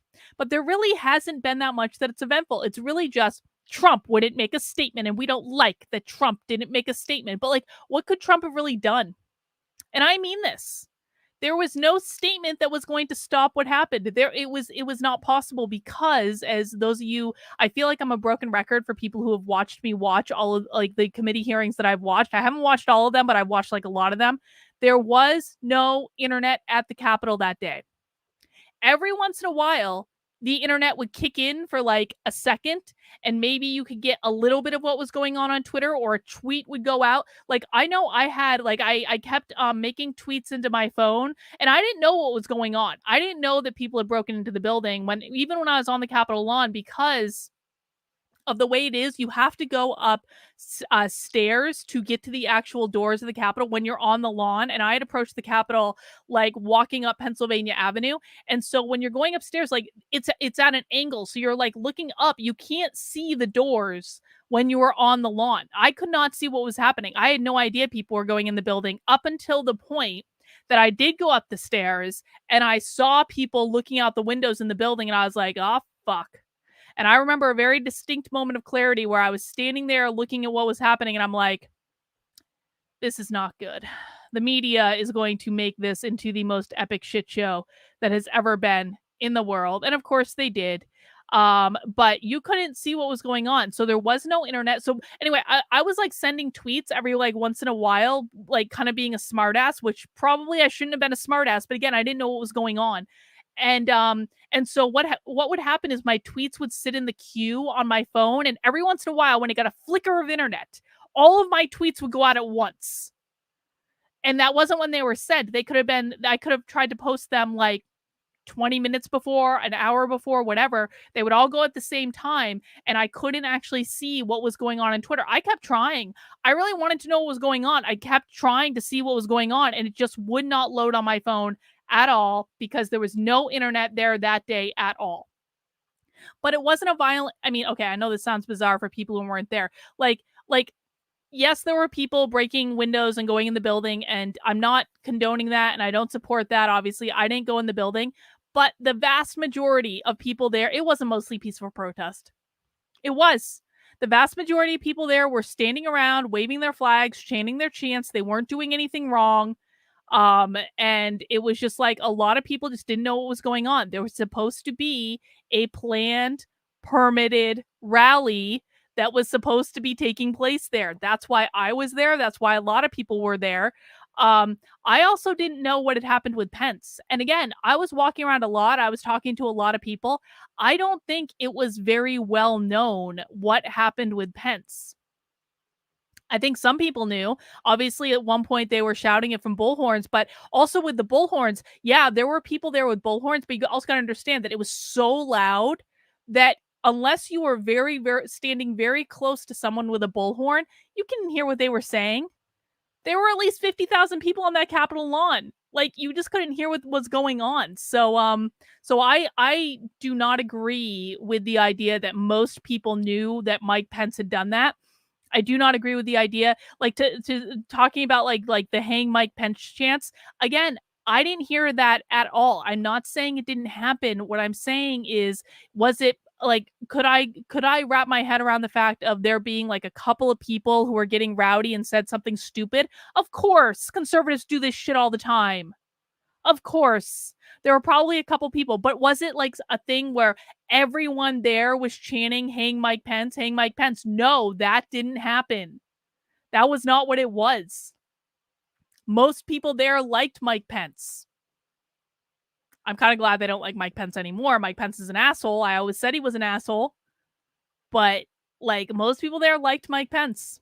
So no, of course they weren't chanting to hang him. Most people, like Trump supporters, are not generally violent people. They're not. So I'm not getting a whole lot out of this hearing. I'm really disappointed. I was like, they're gearing up to do a prime time hearing. Like, of course, you think it, like, if they're doing something in prime time, it's going to be more than Trump wouldn't give the media address that we wanted him to give. Like, and oh, by the way, the fact that every single person involved, to include this committee, to include the White House counsel, to include people working at the White House, to include everyone apparently in Washington, D.C., the fact that every single one of these people seem to think that Twitter is the thing that would have fixed this entire situation. They really think that these people really believe that Twitter is the center of the universe on both sides. It's mind-boggling. Most people are not on Twitter. The vast majority of people are not on Twitter. Even if Twitter did work that day, Trump sending out a tweet is not a make or break scenario of anything ever. The fact that they're so like, if he had just sent out the tweet, are you shitting me? These people are not hinged into reality at all in any way. It's so crazy. All right, guys, I'm going to serve you an ad, and then hopefully we're going to come back and we're going to watch this committee hearing. I don't know if this ad thing actually works. We're going to give it a try. Did that work? Did you guys get an ad? I just want to know if that worked. It's a new button. YouTube keeps bigging at me. I was like, why not? Why not try serving an ad? See what happens. Let me know if an ad actually went through.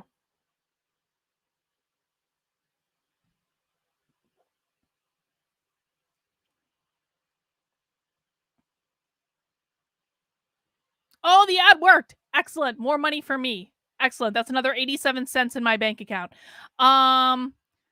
A lot of people didn't know about Ashley Babbitt until the day. I mean, well, and even at the beginning of this hearing, that though the guy who got COVID, and by the way, how great is it that the Democratic chair of the committee got COVID? How great is it that the chair of the Democratic, okay, I guess the ad didn't serve. Oh, well. I tried to make more money. Some of you got it, some of you didn't. How great is it? I'm sorry. Of course, I don't wish sickness or death on anyone because that's funny. That's really funny. But he even died that day. No, they didn't. That.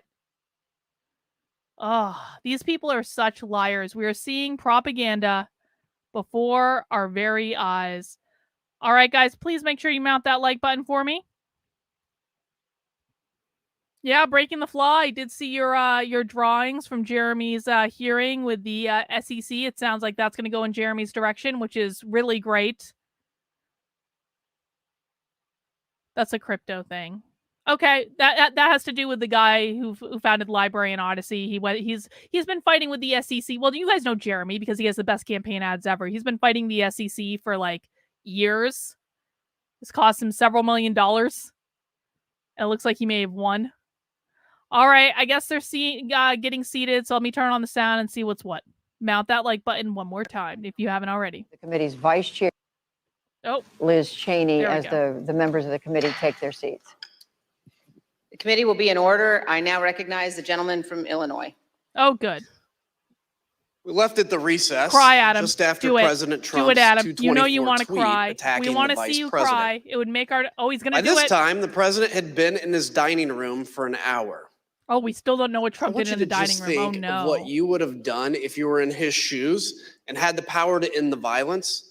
You would have immediately and forcefully told the rioters to stop and leave. Like, stop and leave. Done. As you heard, that's exactly what his senior staff had been urging him to do. But he resisted, and he kept resisting for another almost 2 hours. In the meantime, all the president did was post 2 tweets, one at 2:38 and the other at 3:13. One said, quote, "Stay peaceful." The other said, quote, "Remain peaceful." But the president already knew that the mob was attacking the police and had invaded the Capitol. Neither tweet condemned the violence or told the mob to leave the Capitol and disperse. To appreciate how obvious it was that President Trump was not meeting this moment, it's helpful to look at the real-time reactions of his own son, Don Jr., to the first tweet, captured in a series of text messages with Mark Meadows. I'll warn the audience that these messages contain some strong language. Oh, well, we wouldn't want As you language. can see, Don Jr. first Adam is texted Mr. salivating Meadows right now. at 2:53. He wrote, "He's got to condemn this shit ASAP. The Capitol Police tweet is not enough." Mr. Meadows replied, "I am pushing it hard. I agree." Don Jr. responded, "This is one you go to the mattresses on. They will try to fuck his entire legacy if it gets worse." Here's what Don Jr. told us he meant by go to the mattresses. At 2:58, when you say that that Mr. Meadows needs to go to the mattresses on this issue, when you say go to the mattresses, what does that mean? It's just a reference for going all in. I think it's a Godfather reference. Sean Hannity agreed, and he also turned to Mark Meadows for help after the president's second tweet. As you Sean can see, Hannity's a Fed. Mr. Hannity texted at 3:31 to say Trump needed to deliver a statement to the nation telling the rioters to leave the Capitol. Mr. Meadows responded that he was, quote, on it. Don Jr. and Sean Hannity were not the only ones who implored Mr. Meadows to get the president to speak to the nation and tell the mob to leave, to go home, go home. Throughout the attack, Mr. Meadows received texts from Republican members of Congress, from current and former Trump administration officials, from media personalities, and from friends. Yes. Like President Trump's staff, they knew that would have fixed President everything. Trump had to speak If publicly only he had said something to get the verbally. mob to stop. He had said Let's look at just a few of these text A messages. sternly worded tweet would have fixed the entire Fox problem. News personality Laura Ingraham said, "The president needs to tell the people in the Capitol to go home." Former Chief of Staff Mick Mulvaney urged Mark, he needs to stop this now. Fox News personality Brian Kilmeade said, "Please get him on TV, destroying everything that you guys have accomplished." When we interviewed White House counsel Pat Cipollone, he told us that he knew the president's 2 tweets were not enough. Let's listen to what he said. He needed to send a third, more I think the question is, sternly did you worded believe tweet. that the tweets were For not anything fuck's about your sake. advice to the president? No, I believe more needed to be done. Okay, I believed that a public statement needed to be made. When you talk about others on the staff thinking more should be done, or thinking that the president needed to tell people to go home, who would you put in that category? Well, I would put Pat Philbin, Eric Hirschman, overall Mark Meadows, Ivanka. Once Jared got there, Jared, Thank you, Emily, and thank you for the support. I appreciate it. General Kellogg.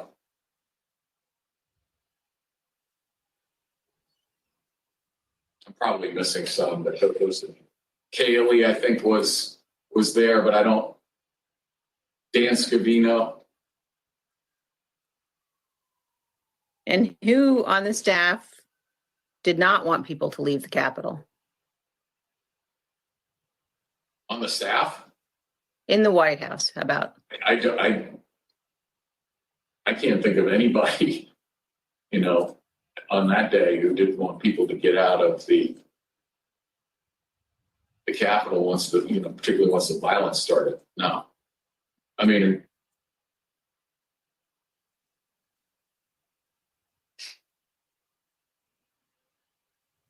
what about the president? Yeah. she said the staff. So I answered. No, I said in the White House. Oh, I'm sorry. I apologize. I thought you said who else on the staff.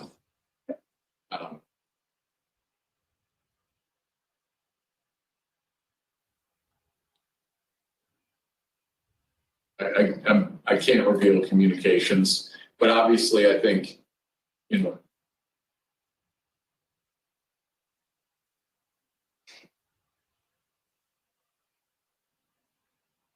yeah. Let's pause on that last statement. Although Pat Cipollone is being careful about executive privilege, there really is no ambiguity about what he said. Almost everybody wanted President Trump to instruct the mob to disperse. President Trump refused.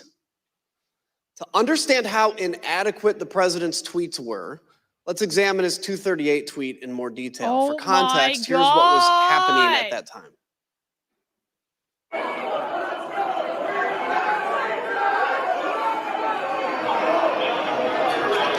They broke the glass?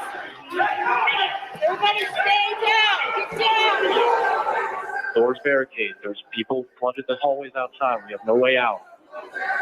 We were just told that there has been tear gas in the rotunda, and we're being instructed to each of us I get got tear gas too.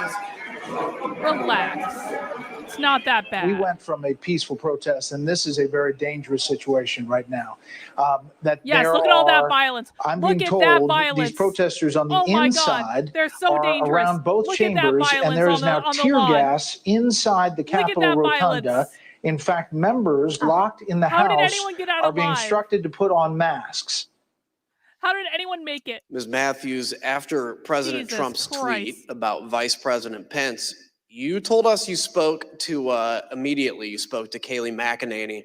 What did you tell her, and where did she go afterwards?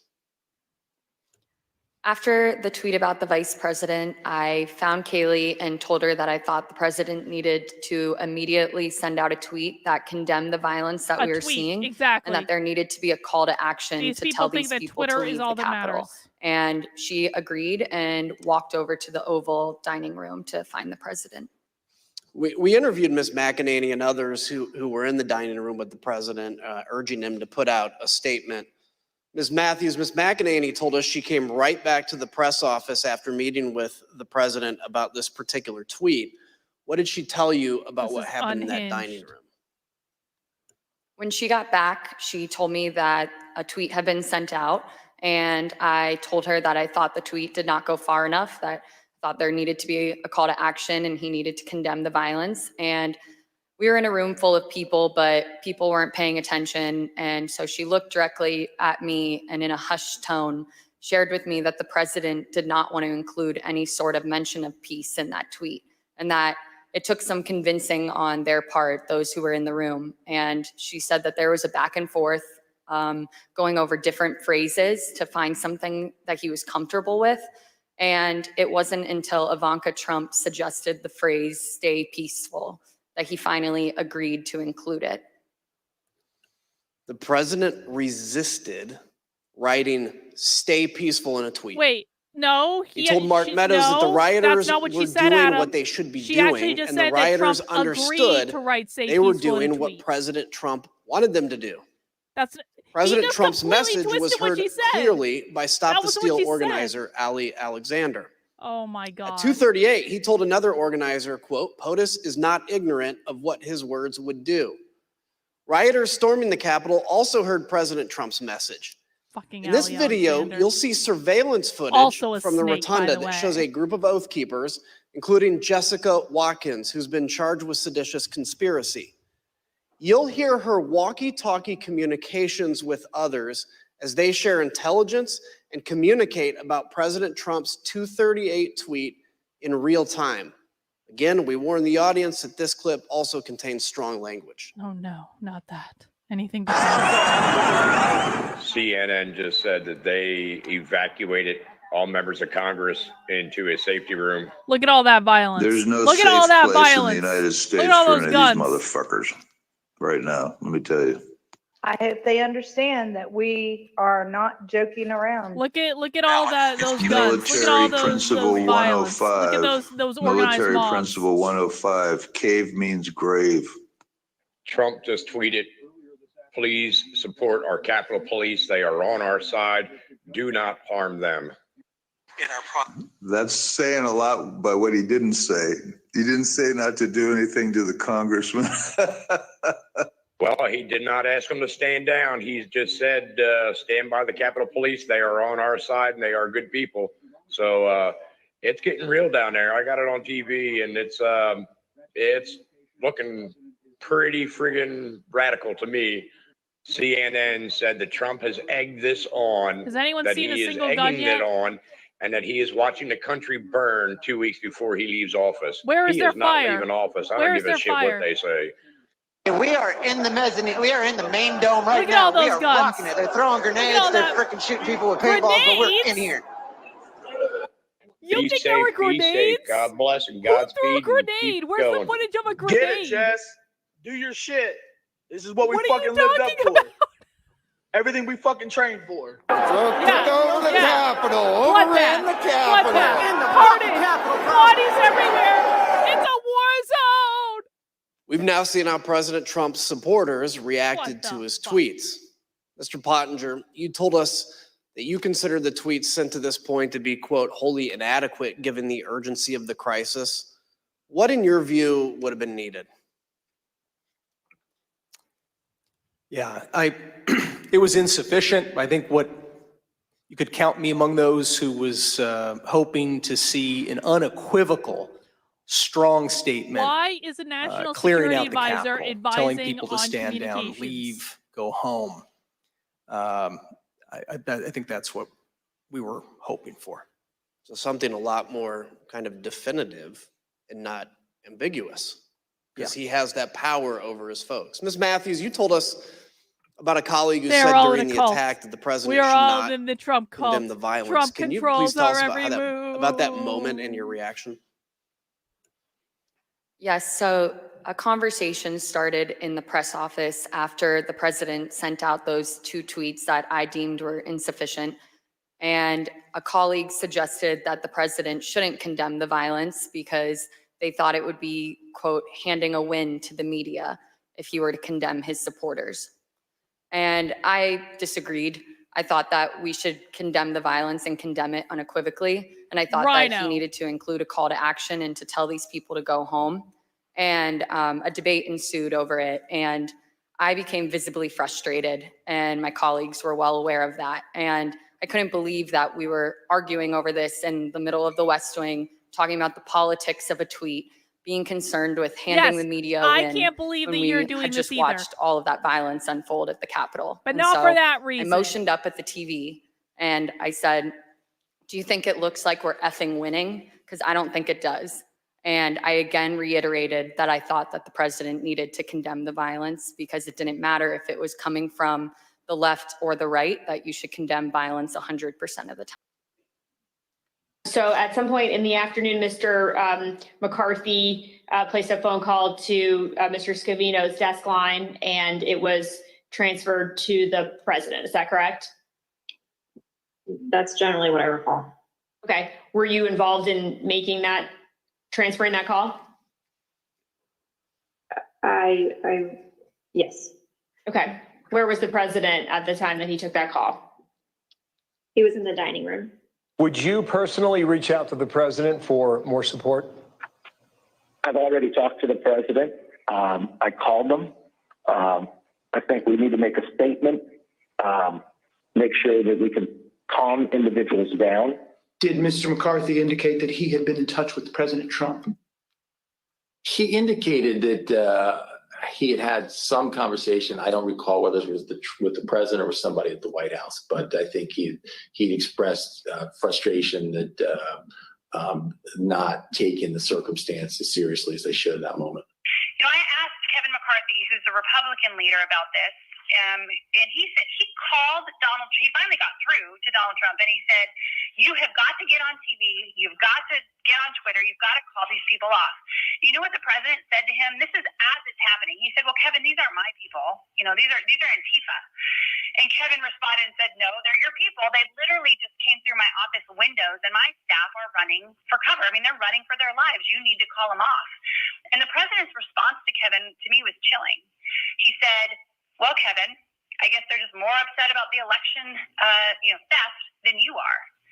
And that's, you've seen widespread reports of Kevin McCarthy and the president having a they probably were more upset than Kevin McCarthy. Kevin McCarthy hates Trump. Saying, "No, I'm okay with this." Leader McCarthy, the President of the United States has a briefing room steps from the Oval Office. It is, the cameras are hot 24/7. People were not watching Twitter. As you know.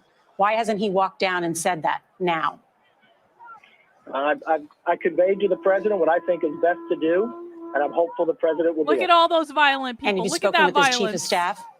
People standing I've around spoken to the waving president. flags. I've spoken Look at to all other those people in there, it was a and to the White bloodbath. House as well. Look at the Who else carnage. reached out to Ms. Trump that you know of that afternoon about the attack on the Capitol?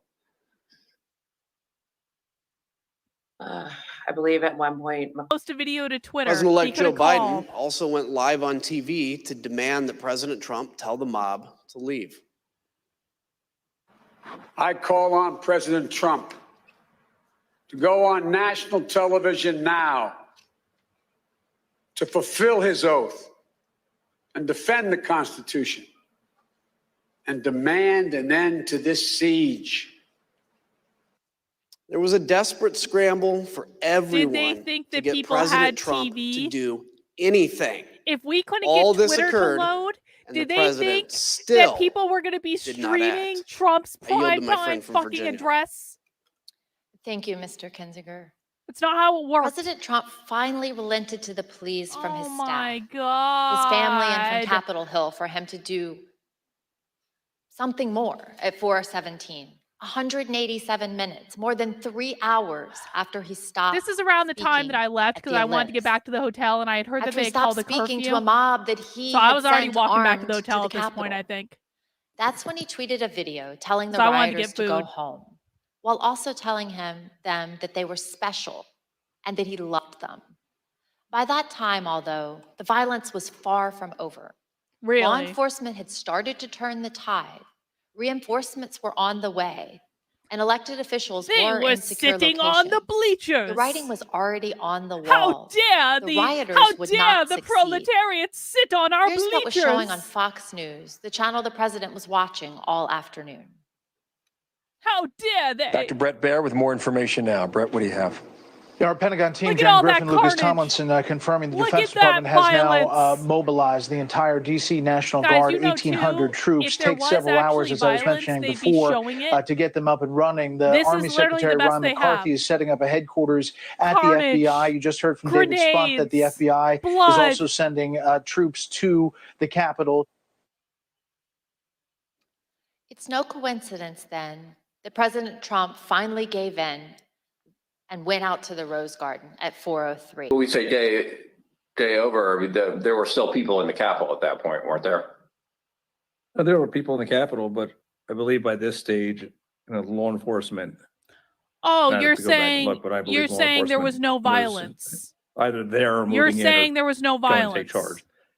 I And just that say things people had were calmed emotionally down drained. before Trump made by the this time that videotape ever important was done. statement that vilified everyone. To work the phones from his own secure evacuation location, including conversations with Acting Secretary of Defense Miller and other military leaders, well past President Trump's 4:17 video.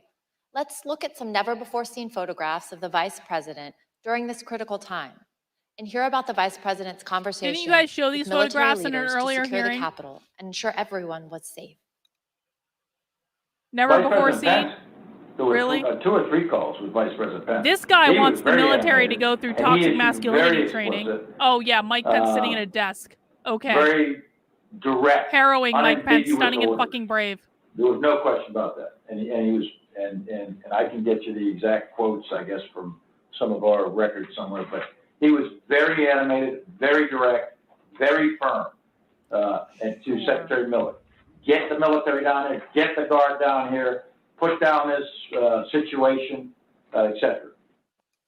As you heard earlier in the hearing, the president did not call the vice president or anyone in the military, federal law enforcement, or DC government, not a single person.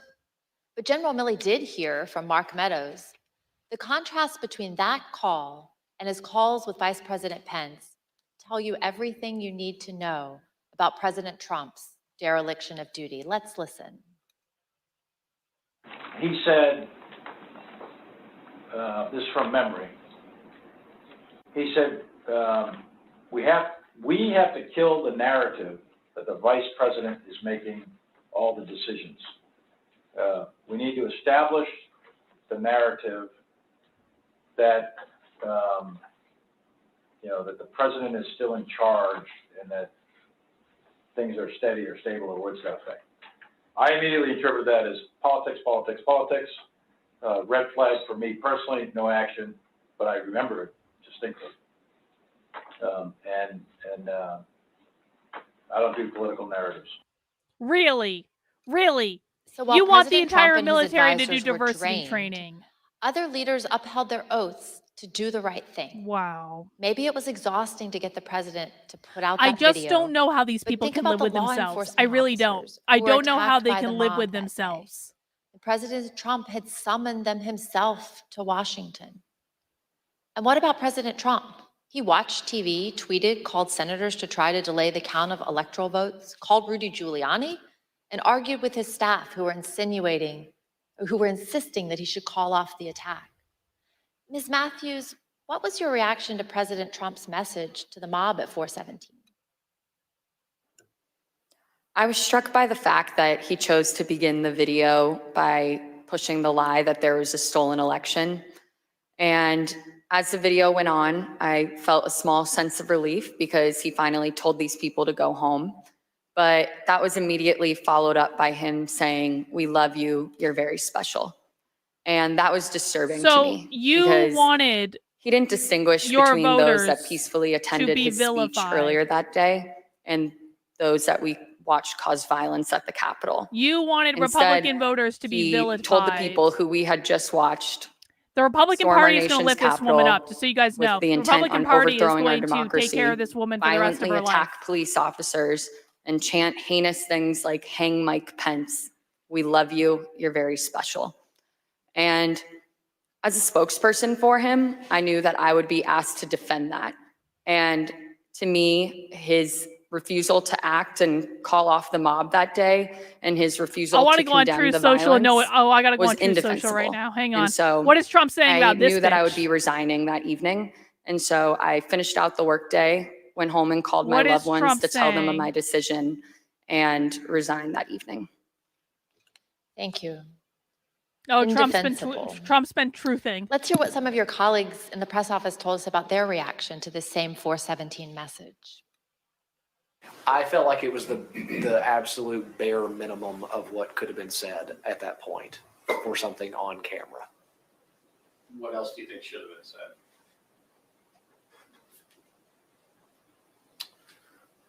said?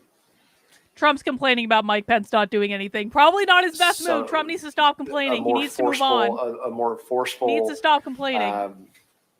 But I don't disagree with him. I'm just dismissal saying he of the needs to stop violence, complaining. A more forceful command to go home, a more forceful respect for law enforcement, even a comparison to the respect that we have given law enforcement as it relates to what was done to them in the prior summer. And I thought it was important that an acknowledgement be given to the U.S. Capitol building itself, what it's a symbol of, what it means, not only to the people that work there, but to the American people generally and the work of Congress that by law needed to be conducted that day. Do you wish, in hindsight, that the president had asked the protesters to leave the Capitol earlier than he ended up asking them to do that? Of course, I would love if the go home message would have happened earlier in the day. The president's words matter. We know that many of the rioters were listening to President Trump. We heard from one last week, Stephen Ayers. Let's listen to what he had to say about the 417 message from the president and see how rioters reacted to the president's message in real time. Well, when we were there, as soon as that come out, everybody started talking about it, and it not seemed true. like it started to No, disperse. that's not true. You know, some of the crowd. I'm here delivering That's the president's not message. true. Donald Trump has asked everybody to go home. That's order.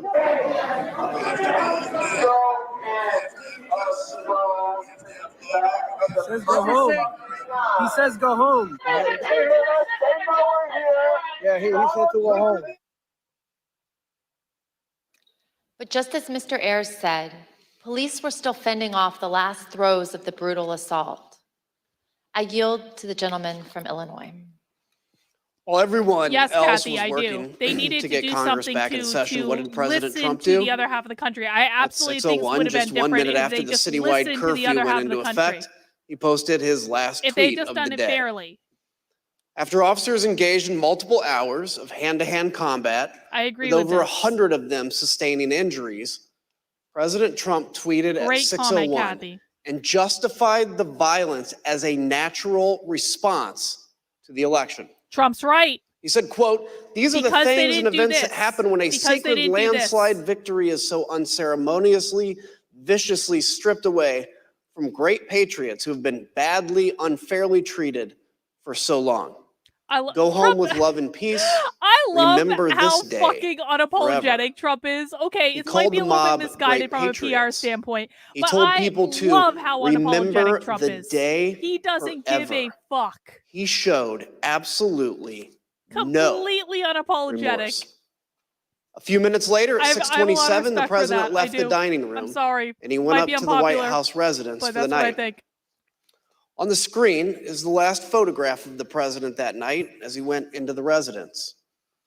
As he was gathering his No. things in the dining room to leave, President Trump reflected on the day's events with a White House employee. This was the same employee who had met President Trump in will the always Oval be a Office legend. after he will. returned from The the legend ellipse. of Trump. President Trump said nothing to the employee about the attack. He said only, quote, "Mike Pence let me down." He's still Ms. saying that on Matthews, Truth what was your Social reaction right to now. President Trump's 6:01 tweet? Trump is still complaining to this day. At gotta love the that point, commitment, I had man. You already gotta- made you the really decision do. to resign, and this tweet just further cemented my decision. I thought Good. that January 6th, 2021 was one of the darkest days in our nation's history. Oh my and God. President Trump was treating it as a celebratory occasion with that tweet. And so it just further cemented my decision to resign. Others agreed with your assessment of that Women tweet. like Let's that look at what they had are to why say. Republicans deserve to lose. Who asked you about this tweet before it was sent? The president. Tell us about that conversation and everything that you said and he said to the best of your recollection. Sure. So he said, "What do you think of this?" And I believe I saw the text message or on his phone. And I remember saying to him, the wording on the first sentence, I guess it's one long sentence, but the wording on the first sentence would lead some to believe that potentially he had something to do with the events that happened at the Capitol. What did he say? I don't recall him saying anything in response to that. I believe that was the end of the conversation. Did he change anything in light of your comments? No, sir, he did not. And what about this made you think that someone might perceive the president having a role in the violence at the Capitol? It was my interpretation of the words. I mean, I'm not a. This you know, was I don't after write there was speeches or already a anything, but curfew in the DC. phrase- Most people had already gone home. these are the things Or back to their hotels. that happened to me sounded as if culpability was associated with it to me. I don't think it's a patriotic act to attack the Capitol, but I have no idea how to characterize the people other than they trespassed, destroyed property, and assaulted the U.S. Capitol. I think calling them patriots is. These people really let's say wanted a all stretch, to say the Republican least. voters to be vilified. They That all it wanted is, a stretch, everyone who or was just there to be flatly vilified. wrong? I don't think it's a patriotic act. to attack the US Republicans will Capitol. betray their Would you call own it voters unpatriotic? any day of the week. Criminal, unpatriotic. Any day sure. of the week. What happened at the Capitol It's cannot be unbelievable. justified in any form or fashion. It was wrong and it was tragic, and I am more and it was a comfortable terrible day. with It was a Democrats in terrible day for power this than I am country. with Republicans. I thought it Because was a Republicans are terrible day. snakes. Why? They have no values. They have no principles. They have no morals. my mind, They it was a throw day that everyone should be under the bus. remembered It is in all infamy. about image. That wasn't the tenor of this tweet. They are such shills. It is Despite the violence unbelievable. of the day, the effort to delay the certification continued. That evening, Rudy Giuliani called several of President Trump's closest political allies in the hour before the joint session resumed. Representative Jim Jordan and Senators Marsha Blackburn, Tommy Tuberville, Bill Hagerty, Lindsey Graham, Josh Hawley, and Ted Cruz. We know why Mr. Giuliani was calling them, because at 7:02, he left a voicemail for Senator Tuberville, which later became public. Let's listen to just the start of it. Senator Tuberville, or I should say Coach Tuberville, this is Rudy Giuliani, President's lawyer. I'm calling you because I want to discuss with you how they're trying to rush this hearing and how we need you, our Republican friends, to try to just slow it down so we can get these legislatures to get Well, more I don't know if information. Republicans are getting it, though, is the problem. Mr. Giuliani did not even mention the attack on the Capitol. Instead, he was pushing on behalf of President Trump to get members of Congress to further delay the certification. Even though some members did proceed with objections, Vice President Pence and Congress stood firm and successfully concluded the joint session in the early morning hours of January 7th. Here are some of what members of the president's party said in the days and weeks after the attack. There's no question, none, that President Trump is practically and morally responsible for provoking the events of the day. Until No question Republicans about it. learn better than to vote for these people, The people who these stormed will this always building be the people in believed control they of were their party. acting on the wishes and instructions of their president. And having that belief was a foreseeable consequence of the growing crescendo of false statements, conspiracy theories, and reckless hyperbole, which the defeated president kept shouting into the largest megaphone They would. They on would. planet Earth. The Boston Tea Party is Violence, considered patriotic because they won. Destruction That's the only reason. and chaos we saw If we had earlier lost was the revolution, unacceptable, they all would have been hung as traitors. undemocratic, and un-American. It was the saddest day I've ever had as serving as a member of this institution. Madam Speaker, today the People's House was attacked, which is an attack on the Republic itself. There is no excuse for it. A woman died. Yeah, you're not And going to people need to primary go to them, though. jail. Most of these people are going to get And the reelected. Let's have a real president talk should for a never second. The have vast spun up majority of these certain people who Americans to betrayed believe you something will that get simply cannot reelected be. because they will not be primary. Well, after because 3 in the Republican morning, voters Congress have no certified spine. the 2020 Until you election start results. having a spine, Soon after this statement by President Trump nothing was is going posted to on Dan change. I keep Scavino's hearing we're going Twitter to primary account them, because the primary them, president's primary account by them, now had and then been you suspended. don't. As you can see, President Trump stuck with his big lie that the election was stolen. But he did say there would be an orderly transition. We learned, though, that the statement was not necessarily his idea. Jason Miller, a campaign advisor, told us that after the joint session started, he heard nothing They're from basically President trying Trump Trump or the for White Trump for House thought about crime. assuring the Like, nation Trump tweeted this, that the but he transfer of didn't power like would it. take place. So Mr. Miller took it upon himself to draft the statement and call the president at 9:23 that night to convince him to put it out. Unbelievable. Let's listen to what he had to say about the call. Did he disagree with something that you had put in the statement, some particular word or phrase that he did not want included? I'd say just he wanted to say peaceful transition. And I said that ship's kind of already sailed. So we're going to say orderly transition.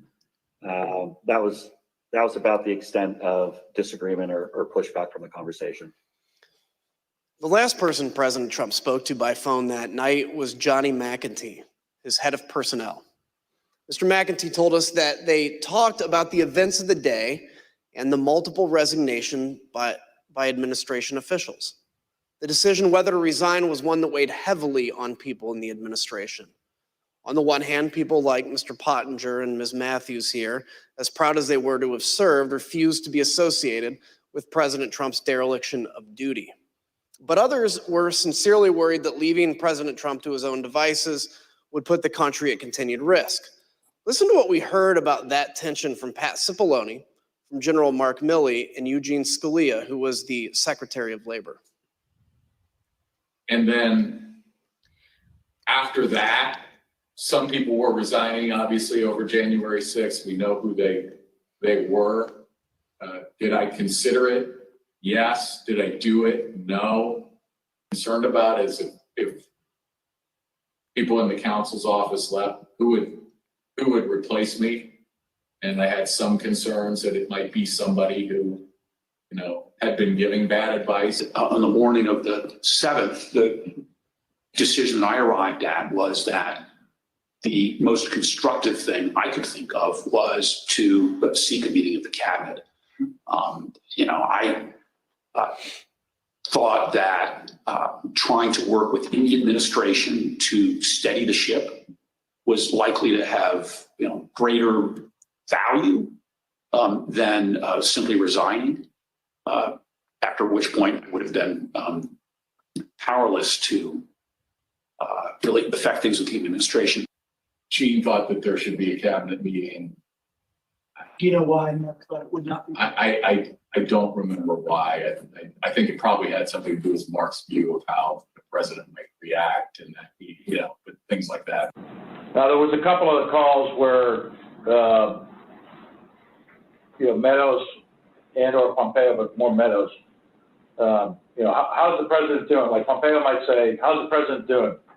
And Meadows would say, "Well, he's in a really dark place." Like here's one, for example, on the 7th of January. So this is day after, right? POTUS is very emotional and in a bad place. Meadows. As you heard, Secretary Scalia wanted President Trump to convene a cabinet meeting. He put his request in a memo to the president, and here's what it said. You can see that Secretary Scalia recommended that the president, quote, no longer publicly question the election results after Wednesday. No one can deny this is harmful. Secretary Scalia also highlighted the importance of the public knowing the president would invoke his cabinet in decision-making and not, quote, certain private individuals. Though Secretary Scalia did not say it, he was referring to Rudy Giuliani and the rest of the so-called clown car working with President Trump. Oh, there is a clown car, that's for sure. There's definitely a clown car. Scalia understood that the president needed to do more to reassure the public about the last few weeks of the Trump administration. Mr. Pottinger, when you made the decision to resign, did you walk out of the White House immediately? No, I wanted to first talk to my immediate boss, that was the National Security Advisor, Robert O'Brien. Robert O'Brien was traveling on the 6th. I reached him at about 4:30 p.m. And told him that I was submitting my resignation. He accepted the resignation, but he also asked whether I could stay until he could get back to the White House. And I agreed to that. We both wanted to make sure that I was leaving in a responsible way. We still have foreign adversaries to worry about, hackers, terrorists, nation states. I did not want to leave my chair empty, given that I was the top national security staffer in the White House. So I ended up staying at my desk through the night. When Robert O'Brien arrived back at the White House the next morning, the morning of the 7th, I debriefed with him and left for the last time. So you and I both share a passion for national security of our country. Can you share with me, what's your view on I still how think January 6th still think he could cry. impacted our I do. national security? Well, when you have Look, a he's got presidential crazy eyes. transition, Crazy even under eyes, the best Kinzinger. circumstances, it's a time of vulnerability. It's a time of vulnerability. And when you have a contested election, I was certainly concerned that some of our adversaries would be tempted to probe or test U.S. resolve. As an example, in late December, the Iranian government attacked the U.S. embassy in Baghdad. They did that using some of their terrorist proxies. Acting like he doesn't know what this guy's going to President say, Trump and he's did deeply handle that. interested and He fascinated. sent a very clear warning to the Ayatollah and his regime, which he does. He looks like he's I going to think cry. had a useful effect. I think that we would have Everyone handled other drink if Adam threats of that cries. nature, and luckily no other threats materialized before the inauguration on the 20th. But our national security was harmed in a different way by the 6th of January, and that is that it, I think it emboldened our enemies by helping give them ammunition to feed a narrative that our system of government doesn't work, that the United States is in decline. Do it, Adam. China, the Putin regime in Russia, Tehran, they're fond of pushing those kinds of narratives. And by the way, they're wrong. We've been hearing for the entirety of U.S. history from kings and despots that the United States is in decline, and those kings and despots have been proven wrong every single time. But nonetheless, January 6th helped feed a perception that I think emboldens our adversaries. The other part I think is simply our allies. I heard from a lot of friends in Europe, in Asia, He's allies, close holding friends, it back. You can tell. Like, and look at the supporters of the tension in United his States, that fingers. they were Look at the concerned tension. about the health He's of our trying democracy. so hard. And so I think it's incumbent upon us to put their minds at ease, to put our own hearts at ease by investigating what happened on the 6th and making sure that it never happens again. Look, I've always said democracies are not defined by bad days. They're defined by how they recover from those bad days. And that's what we're doing here, is to bring accountability to that so we can actually come back even stronger than when we went into January 6th. Ms. Matthews, as you left the White House for the last time that night, January 6th, what did you think Americans needed to hear from President Trump? I think that the American people needed to hear and see him publicly commit to a peaceful or at least orderly transition of power.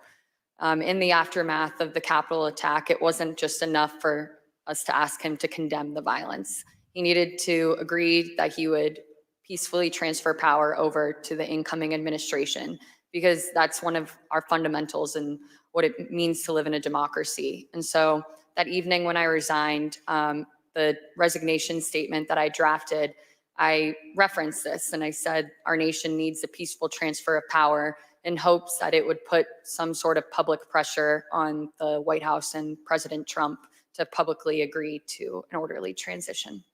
Thank you. I yield to my friend from Virginia. Thank you, Mr. Kinzinger. The staff who remained at the White House on the morning of January 7th knew the president needed to address the nation again, and they had a speech prepared for him that morning, but he refused for hours to give it. As you heard Cassidy Hutchins testify Do you guys previously, really think that if Trump President had Trump just finally said what agreed these to people record wanted an him to address say, the it would have nation all been later that okay? evening? the evening of January 7th. Do you guys really Because of think these concerns guys, he these might be people would have been removed from pleased power with under the anything 25th Trump said Amendment or or anything by Trump did? impeachment? If he had just said that We tweet, know these threats were real. we wouldn't Sean be trying to Hannity said impeach so him himself for in a a third text message time. that day to Press Secretary Kayleigh McEnany. He wrote, "No more stolen election talk. Yes, impeachment and 25th Amendment are real." We obtained the never-before-seen raw footage of the president recording his address to the nation that day on January 7th, more than 24 hours after the last time he had addressed the nation from the Rose Garden.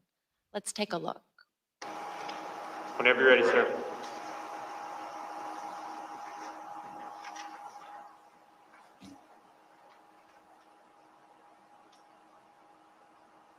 I would like to begin by addressing the heinous attack yesterday.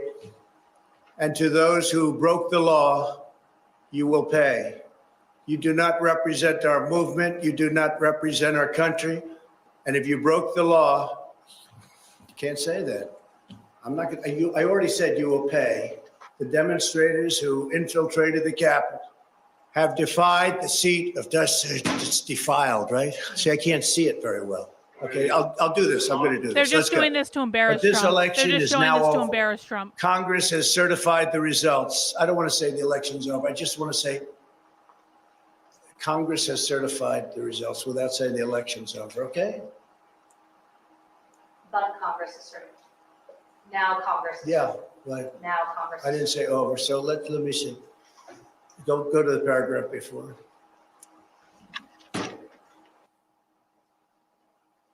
Okay? I would like to begin by addressing the heinous attack yesterday. Yesterday is a hard word for me. Just take it out. The heinous attack. Good. Take the word yesterday, because it doesn't work with the heinous attack on our country. Say on our country. Want to say that? No, keep it. My only goal was to ensure the integrity of the vote. My only goal was to ensure the integrity of the vote.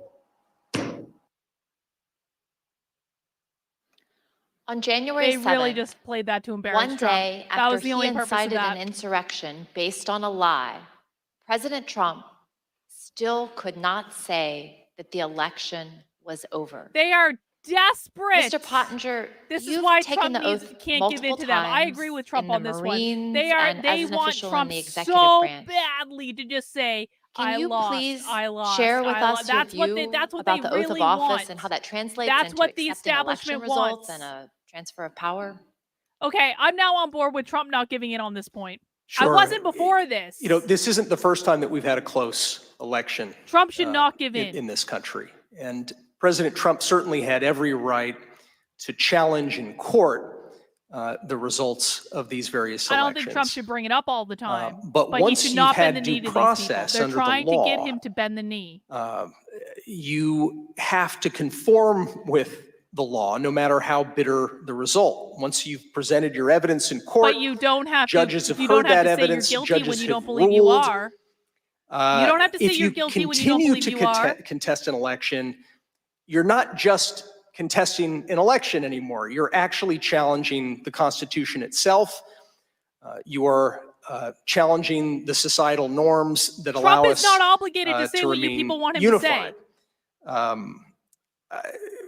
I think that one example, for example, you've got Vice President I don't even care if Joe Richard Biden Nixon really did back get in 81 million votes. 1960 I don't even had care. lost Trump cannot a give in to hard-fought these election people. against Senator I now John F. understand Kennedy. why he's doing it. I didn't understand it before. Now I understand. There were Because they're irregularities so in that vote, according to a desperate lot of the for him histories. to give in. And a lot of They Vice want it President more than Nixon's anything supporters else. asked him That's to what fight, this entire contest hearing it, is. don't concede.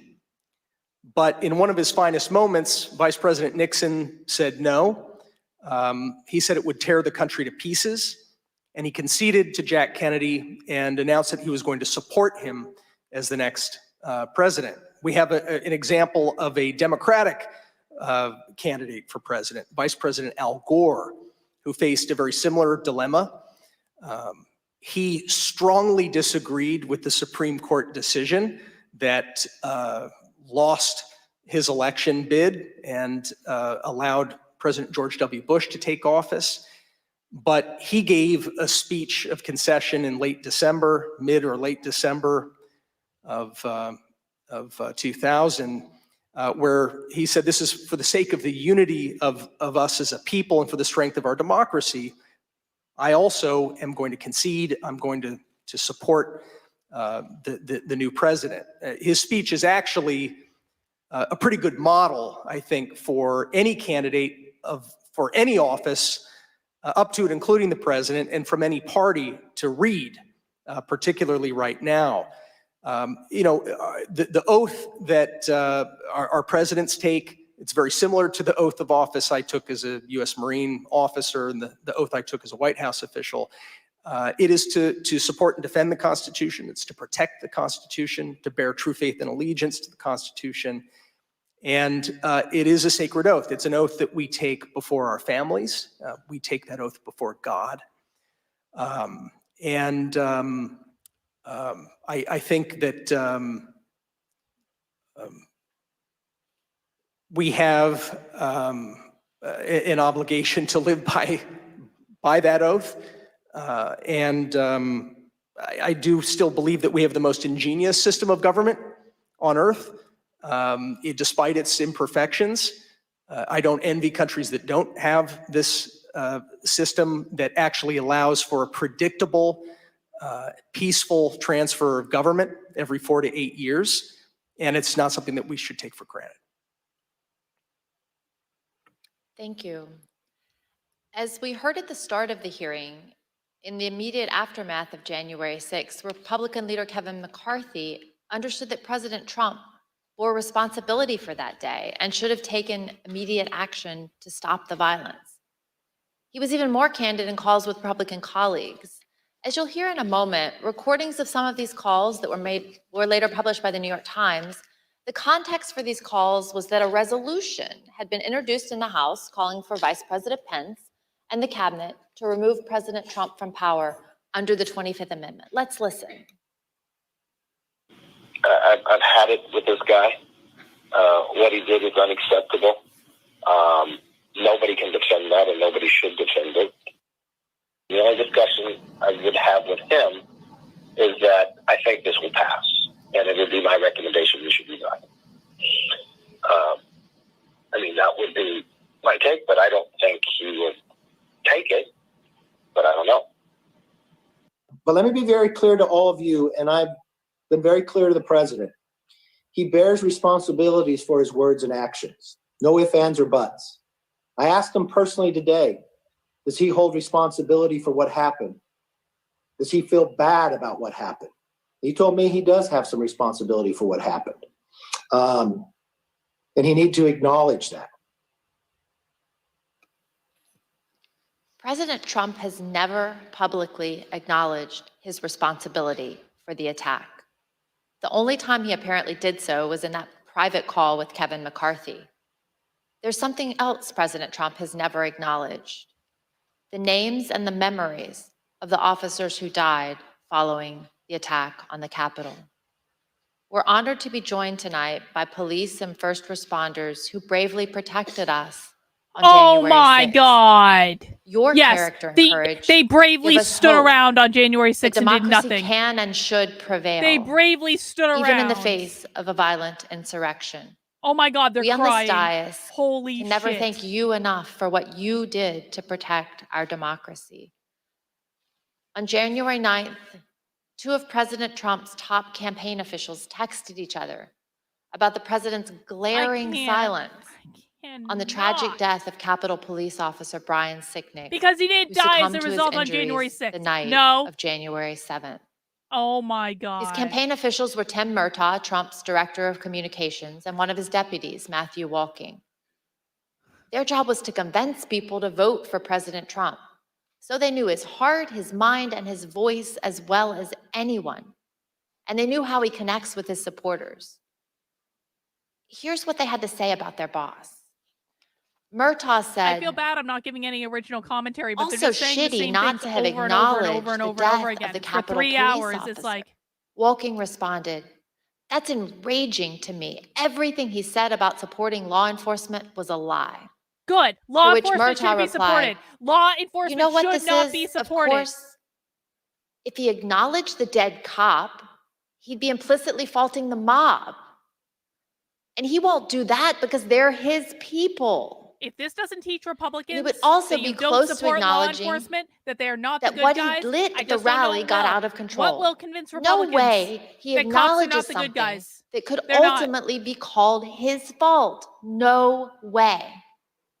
President Trump did not then and does not now have the character or courage to say to the American people what his own people know to be true. He is responsible for the attack on the Capitol on January 6th. Thank you, and I yield to the gentleman from Illinois.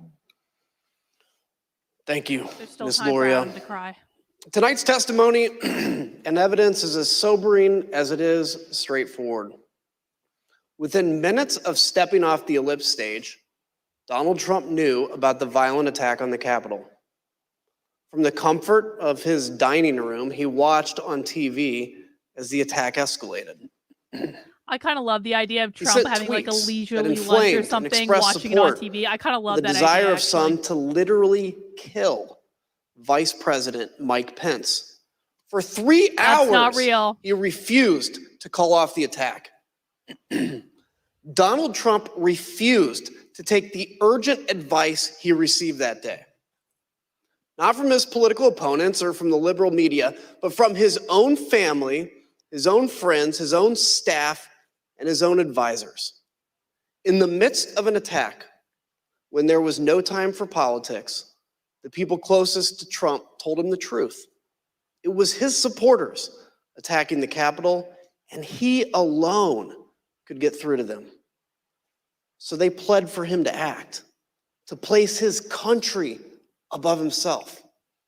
Still, he refused to lead and to meet the moment to honor his oath. It was only once the vice president and the members of Congress were in secure locations and the officers defending the Capitol began to turn the tide that then President Trump engaged in the political theater of telling the mob to go home. Oh my God, at least he And admitted even it's then, political theater. He told them all they At were least he admitted special. it's political and that he theater. It's loved all them. theater. This is not real. Whatever your politics, whatever you think about the outcome of the election, It's not real in any way. This is we as Americans must all agree on this. Donald Trump's conduct on January 6th Fuck you, Adam. was a supreme violation of his oath of office and a complete dereliction of his duty to our nation. Go It fuck is a it stain yourself. on our history. It is a dishonor to all those who have sacrificed and died in service of our democracy. Yes. He's When we present seething our with full glee. findings, we will recommend changes to laws and policies to guard against another January 6th.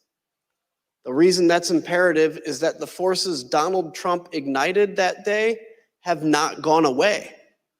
The militant, intolerant ideologies, the militias, and the disaffection, the weird fantasy, they're all still out there, ready to go. That's the elephant in the room. But if January thing, I pray it has reminded us of this. Laws are just words on paper. Yes. They mean nothing. Agreed. Without public servants dedicated to the rule of law and who are held accountable by a public that believes oaths matter more than party tribalism or the cheap thrill of scoring political points. Really? We, the people, must demand more of our politicians and ourselves. Oaths matter. Character Listen, matters. if Adam Kinzinger can Truth hold his head up high matters. and pretend he's a If noble we person, do not renew all our of you faith can and too. commitment to these principles, this great experiment of ours, our shining beacon on a hill, will not endure.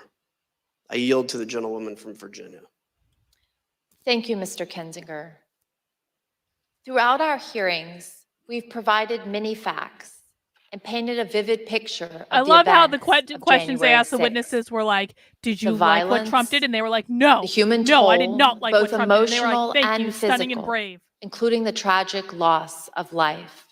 Oh, The threats to our Constitution, the rule of law, and the danger to this nation, a nation we all love as Americans. In tonight's hearing, we've gone into great detail about the events inside the White House on January 6th. We've described how the President of the United States, who was bound by oath to the Constitution and by duty to ensure the laws are faithfully executed, took no action when the cornerstone of our democracy, a peaceful transition of power, was under attack. But it's more than that. Donald Trump summoned a violent mob and promised to lead that mob to the Capitol to compel those he thought would cave to that kind of pressure. And when he was thwarted in his effort to lead the armed uprising, he instigated the attackers to target the vice president with violence, a man who just wanted to do his constitutional duty. Oh, yes, Mike Pence. So in the end, this is not, as it may appear, a Mike story Pence of is a terrible inaction in a man. time of crisis. But instead, it was the final action of Donald Trump's own plan to usurp the will of the American people and remain in power. Not until it was clear that his effort to violently disrupt or delay is awful. the counting Who's of the voting for election this woman? results had failed did he send a message to his supporters in which he commiserated with their pain, and he told them affectionately to go home. That was not the message of condemnation and just punishment for those who broke the Patrice, it's law good that to we see you. expect from a president whose I oath hope and you're duty well. is to ensure the laws are faithfully executed. Yes, Mike Pence But is but an instead, innocent farmer. it was his newest version of stand back and stand by. To me, this is personal. I first swore an oath to support and defend the Constitution against enemies foreign and domestic when I entered the U.S. Naval Academy at age 17. I'm sorry to hear that, Patrice. I spent 2 decades on ships at sea, defending our nation from known and identifiable foreign enemies who sought to do us harm. I never imagined that that enemy would come from within. I was not as prescient as Abraham Lincoln, who 23 years before the Civil War said, "If destruction be our lot, we must ourselves be its author and its finisher." Donald Trump was the author, and we the people, for ourselves and our posterity, should not let Donald Trump be the finisher. Trump has got to run again in Thank 2024. you, and I He yield to has the Vice Chair. Please. Thank you very much, Mrs. Luria. I want to thank our witnesses for joining us today. Yes. The members of the Select Trump Committee was may have right. additional questions for today's witnesses, and we ask that you respond expeditiously in writing to those questions. Without objection, members will be permitted 10 business days to submit statements for the record, including opening remarks and additional questions from our witnesses. I'd now like to turn things to Chairman Thompson for a few closing words. Pre-recorded words. The members of the committee, and I appreciate Pre-recorded. and thank all persons Pre-recorded. who come forward No, this is not voluntarily live. This was to pre-recorded. provide information to help protect our That democracy. is a flagrant lie. This is not live. And our He work pre-recorded continues. this. As we've made clear throughout these hearings, our investigation is going forward. We continue to receive new information every day. We are pursuing many additional witnesses for testimony. We will reconvene in September to continue laying out our findings to the American people and pushing for accountability. In the first hearing of this series, I asked the American people to consider the facts and judge for themselves. The facts are clear and unambiguous. I thank the American people for their attention over the past several weeks. I wish you all a pleasant evening.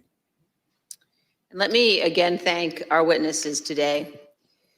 We've seen bravery and honor in these hearings, and Ms. Matthews and Mr. Pottinger, both of you will be remembered for that. as will Cassidy Hutchinson. Yes, it was very brave to say She that you sat here disagreed with Trump's alone, tweets. took the oath, and testified And before lied. millions of Lied. Americans. Cassidy Hutchinson She lied. knew all along Debunked that she within would be hours. attacked by Lied. President Trump and by the Lied. 50, We're gonna do a 60, and Trump Truth 70-year-old Social check-in men before who we hide conclude. Hang out for themselves Trump's behind Truth executive Social check-in. privilege. But like our witnesses today, she has courage, and she did it anyway. Cassidy, Sarah, and our other witnesses, including Officer Caroline Edwards, Shay Moss, and her mother, Ruby Freeman, are an inspiration to American women and to American girls. We owe a debt to all of those who have and will appear here. And that brings me to another point. This committee has shown you the testimony of dozens of Republican witnesses, those who served President Trump loyally for years. The case against Donald Trump in these hearings is not made by witnesses who were his political enemies. It is instead a series of confessions by Donald Trump's own appointees, They were not his loyal to own Trump. They were friends, Republicans. his own Those are not the campaign same thing. officials, Not the people same who thing. worked for him for years, and his own family. No, there is They no have come link. forward and they have told There the is no American link at people the all. truth. And for those of you who seem to think the evidence would be different if Republican leader McCarthy had not withdrawn his nominees from this committee, let me ask you this. Do you really think Bill Barr is such a delicate flower that he would wilt under Bill Barr cross-examination? is a delicate fucking Pat flower. Cipollone, Yes. Eric Hirschman, Yes. Jeff Rosen, Yes. Richard Donahue, Yes. of course they aren't. None of our witnesses are. No, they're established. At one point in chills, Liz. 2016, when he was first running for office, Donald Trump said this: fucking family. I could stand in the middle of Fifth Avenue and shoot somebody, and I wouldn't lose any voters. That quote came to mind last week when audio from Trump advisor Steve Bannon surfaced from October 31st, 2020, just a few days before the presidential election. Let's listen. And what Trump's going to do is just declare victory, right? He's going to declare victory. But that doesn't mean he's the winner. He's just going to say he's the winner. The Democrats, more of our people vote early that count. Theirs voted mail. And so they're going to have a natural disadvantage, and Trump's going to take advantage of it. That's our strategy. He's going to declare himself a winner. So when you wake up Wednesday morning, it's going to be a firestorm. Also, if Trump is losing by 10 or 11 o'clock at night, it's going to be even crazier. No, because he's going to sit right there and say they stole it. If Biden's winning, Trump is going to do some crazy shit. This was all completely predictable. And of Most course, people 4 said days stuff like later, that. President Trump declared victory when his own campaign advisors told him he had absolutely no basis to do so. What the new Steve Bannon audio demonstrates is that Donald Trump's plan to falsely claim victory in 2020, no matter what the facts actually were, was premeditated. Perhaps worse, Donald Trump believed he could convince his voters to buy it, whether he had any actual evidence of fraud or not.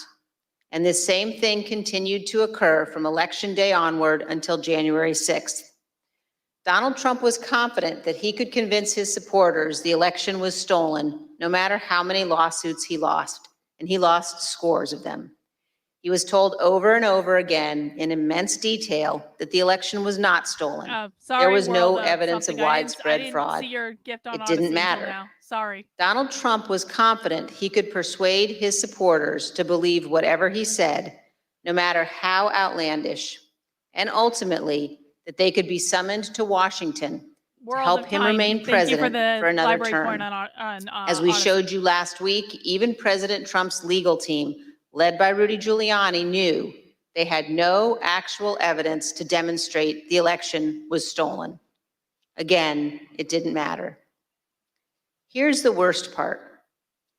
Donald Trump knows that millions of Americans who supported him would stand up and defend our nation were it threatened.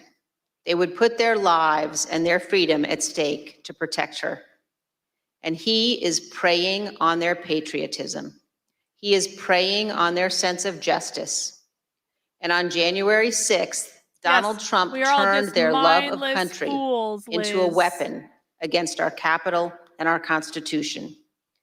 He has purposely created the false impression that America is threatened by a foreign force controlling voting machines, or that a wave of tens of millions of false ballots were secretly injected into our election system, or that ballot workers have secret thumb drives and are stealing elections with them. I definitely believe that All Joe Biden got complete 81 million nonsense. votes. I absolutely We believe must that Joe remember Biden got that we 81 million cannot votes. abandon the Definitely. truth and Sure. remain a free nation. Yeah, absolutely. In late November of 2020, while President Trump was still pursuing lawsuits, many of us were urging him to put any genuine evidence of fraud forward in the courts and to accept the outcome of those cases. As January 6th approached, I circulated a memo to my Republican colleagues explaining why our congressional proceedings to count electoral votes could not be used to change the outcome of the election. But what I did not know at the time was that President Trump's own advisors, also Republicans, also conservatives, including his White House counsel, his Justice Department, his campaign officials, they were all telling him almost exactly the same thing I was telling my colleagues. There was no evidence of fraud or irregularities sufficient to change the election outcome. Our courts had ruled. It was over. Now we know that it didn't matter what any of us said because Donald Trump wasn't looking for the right answer legally or the right answer factually. He was looking for a way to remain in office. Let's put that aside for a moment and focus just on what we saw today. In our hearing tonight, you saw an American president faced with a stark and unmistakable choice between right and wrong. There was no ambiguity, no nuance. Donald Trump made a purposeful choice to violate his oath of office, to ignore the ongoing violence against law enforcement, to threaten our constitutional order. There is no way to excuse that behavior. It was indefensible. And every American must consider this. Can a president who is willing to make the choices Donald Trump made during the violence of January 6th ever be trusted with any position of authority in our great nation again? In this room, in 1918, the Committee on Women's Suffrage convened to discuss and debate whether women should be granted the right to vote. This room is full of history. I'm falling asleep And right we on now. this committee know we have a solemn obligation. Not really, I'm just very bored. Not to idly squander what so many Americans have fought and died for. Ronald Reagan's great ally, Margaret Thatcher, said this: "Let it never be said that the dedication of those who love freedom is less than the determination of those who would destroy it." Let me assure every one of you this: our committee understands the gravity of this moment, the consequences for our nation. We have much work yet to do, and we will see you all in September. I request those in the hearing room remain seated until the Capitol Police have escorted witnesses and members from the room. Without objection, the committee stands adjourned. Well, well, well. I guess that is all we've got for this round. But, you know, make no mistake, guys, they're going to keep this going right up till the election. Who knows what will happen after the election? I'm sure the Republicans are going to win back the House, and then maybe we won't have any more of this sham stuff. But, man, Liz and Adam are going to milk this for all it's worth. Listen, I've got a couple of thoughts. Number one, I don't know how to get into that I don't know how to get through to Republican voters. And I know that if you're watching my channel, chances are you already acknowledge many of the problems. But you have got to stop voting for these people. I don't care if the Democrats win. Democrats winning over a horrible rhino candidate will be the better outcome eventually. Because if Republicans keep winning with these horrible shill candidates, and I don't want to hear any threat of primarying. I don't want people to say, we're just going to primary them. We're just going to primary them. We're just going to primary them. We're just going to primary them. We're going to primary them. Because most of the time, Your primary strategy does not work. If you can primary them, fine. Please do that. Give it your best shot. I will cross my fingers that you're successful. However, if you fail in primarying them, you have got to stop voting for horrible candidates. You have got to stop.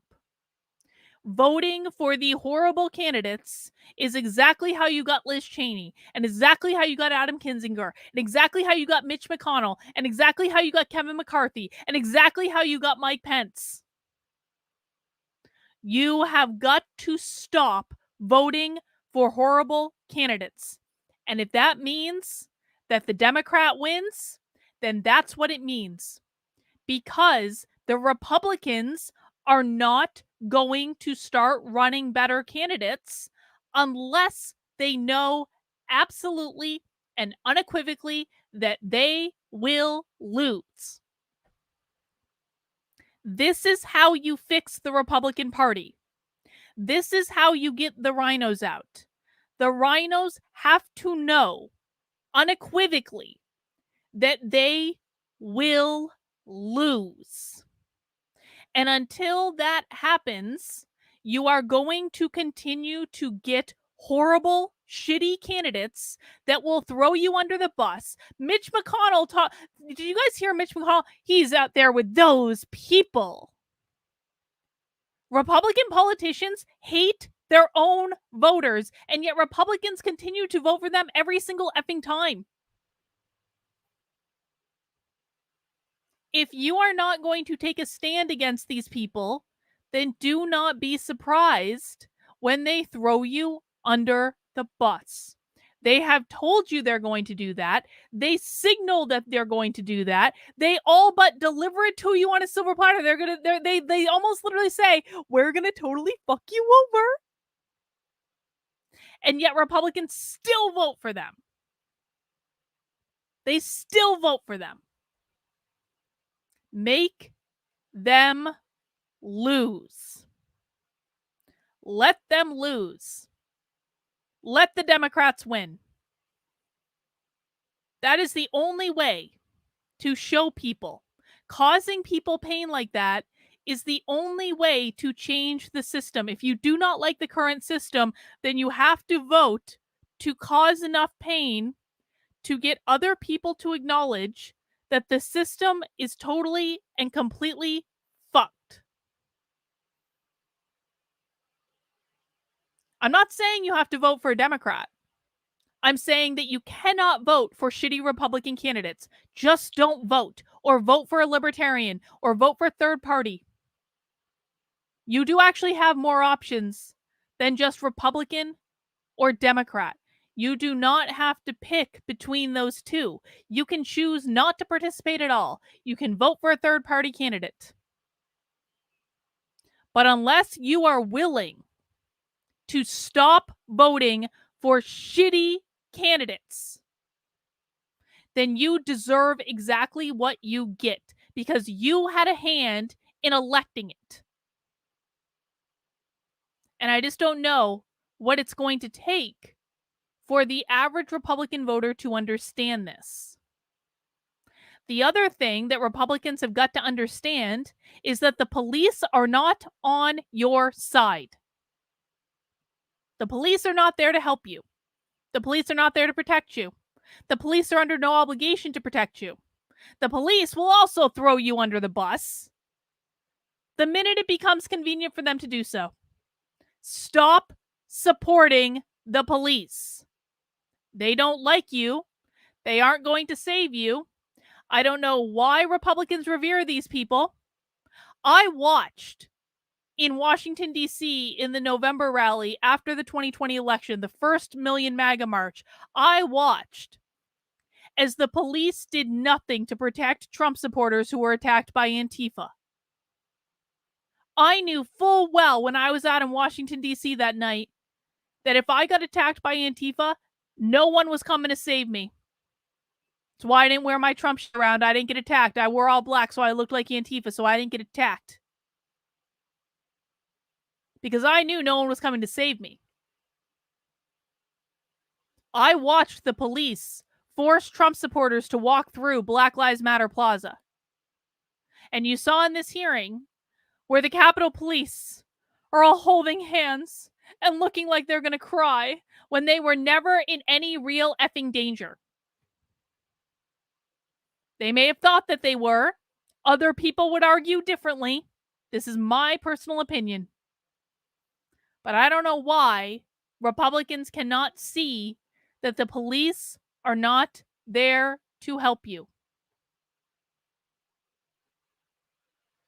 So much of this nonsense could just be avoided if Republicans stopped making bone-headed decisions. But no, that will never happen. Never will. I know it. You know it. Republicans aren't going to listen. They're going to keep voting for shitty candidates. And this is why I am fully committed to the make Republican lose strategy, which is that I want libertarians to make it a priority to try to spoil Republican candidates in elections.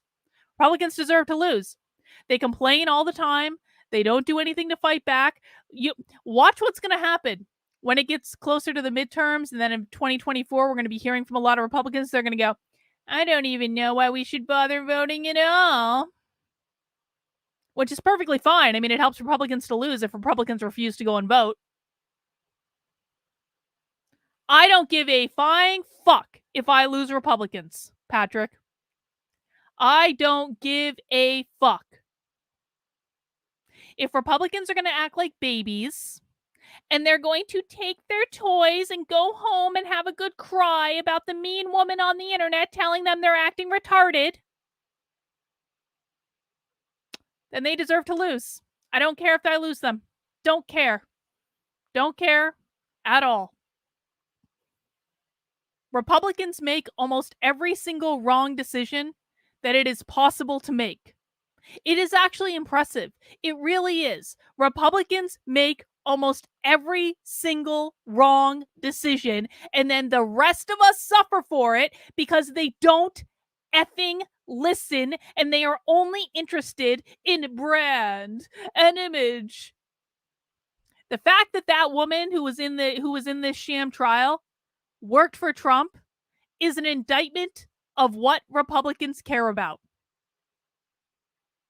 She's pretty and she's blonde and she's thin, and that's all that matters. She has no loyalty at all. She sold you out.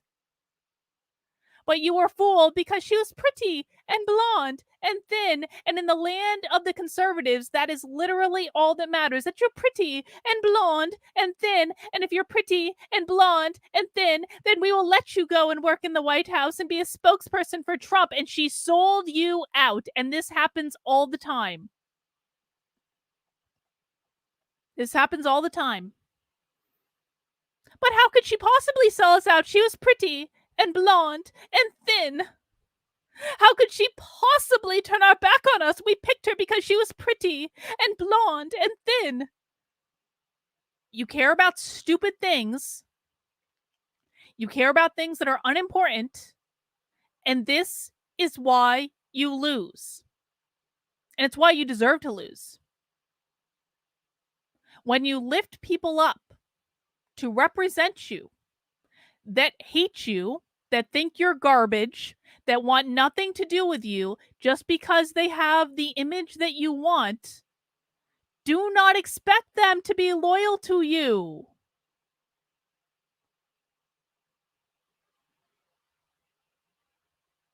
So, that's really all I have to say. I mean, Julie says, I don't know who I'll vote for, not a Democrat or anyone else. You don't have to vote then, Julie, or vote for a third party. There is probably a libertarian candidate running in your neck of the woods, wherever that might be, that would really value your vote. But you don't have to vote for horrible candidates. You are not obligated to vote for horrible candidates.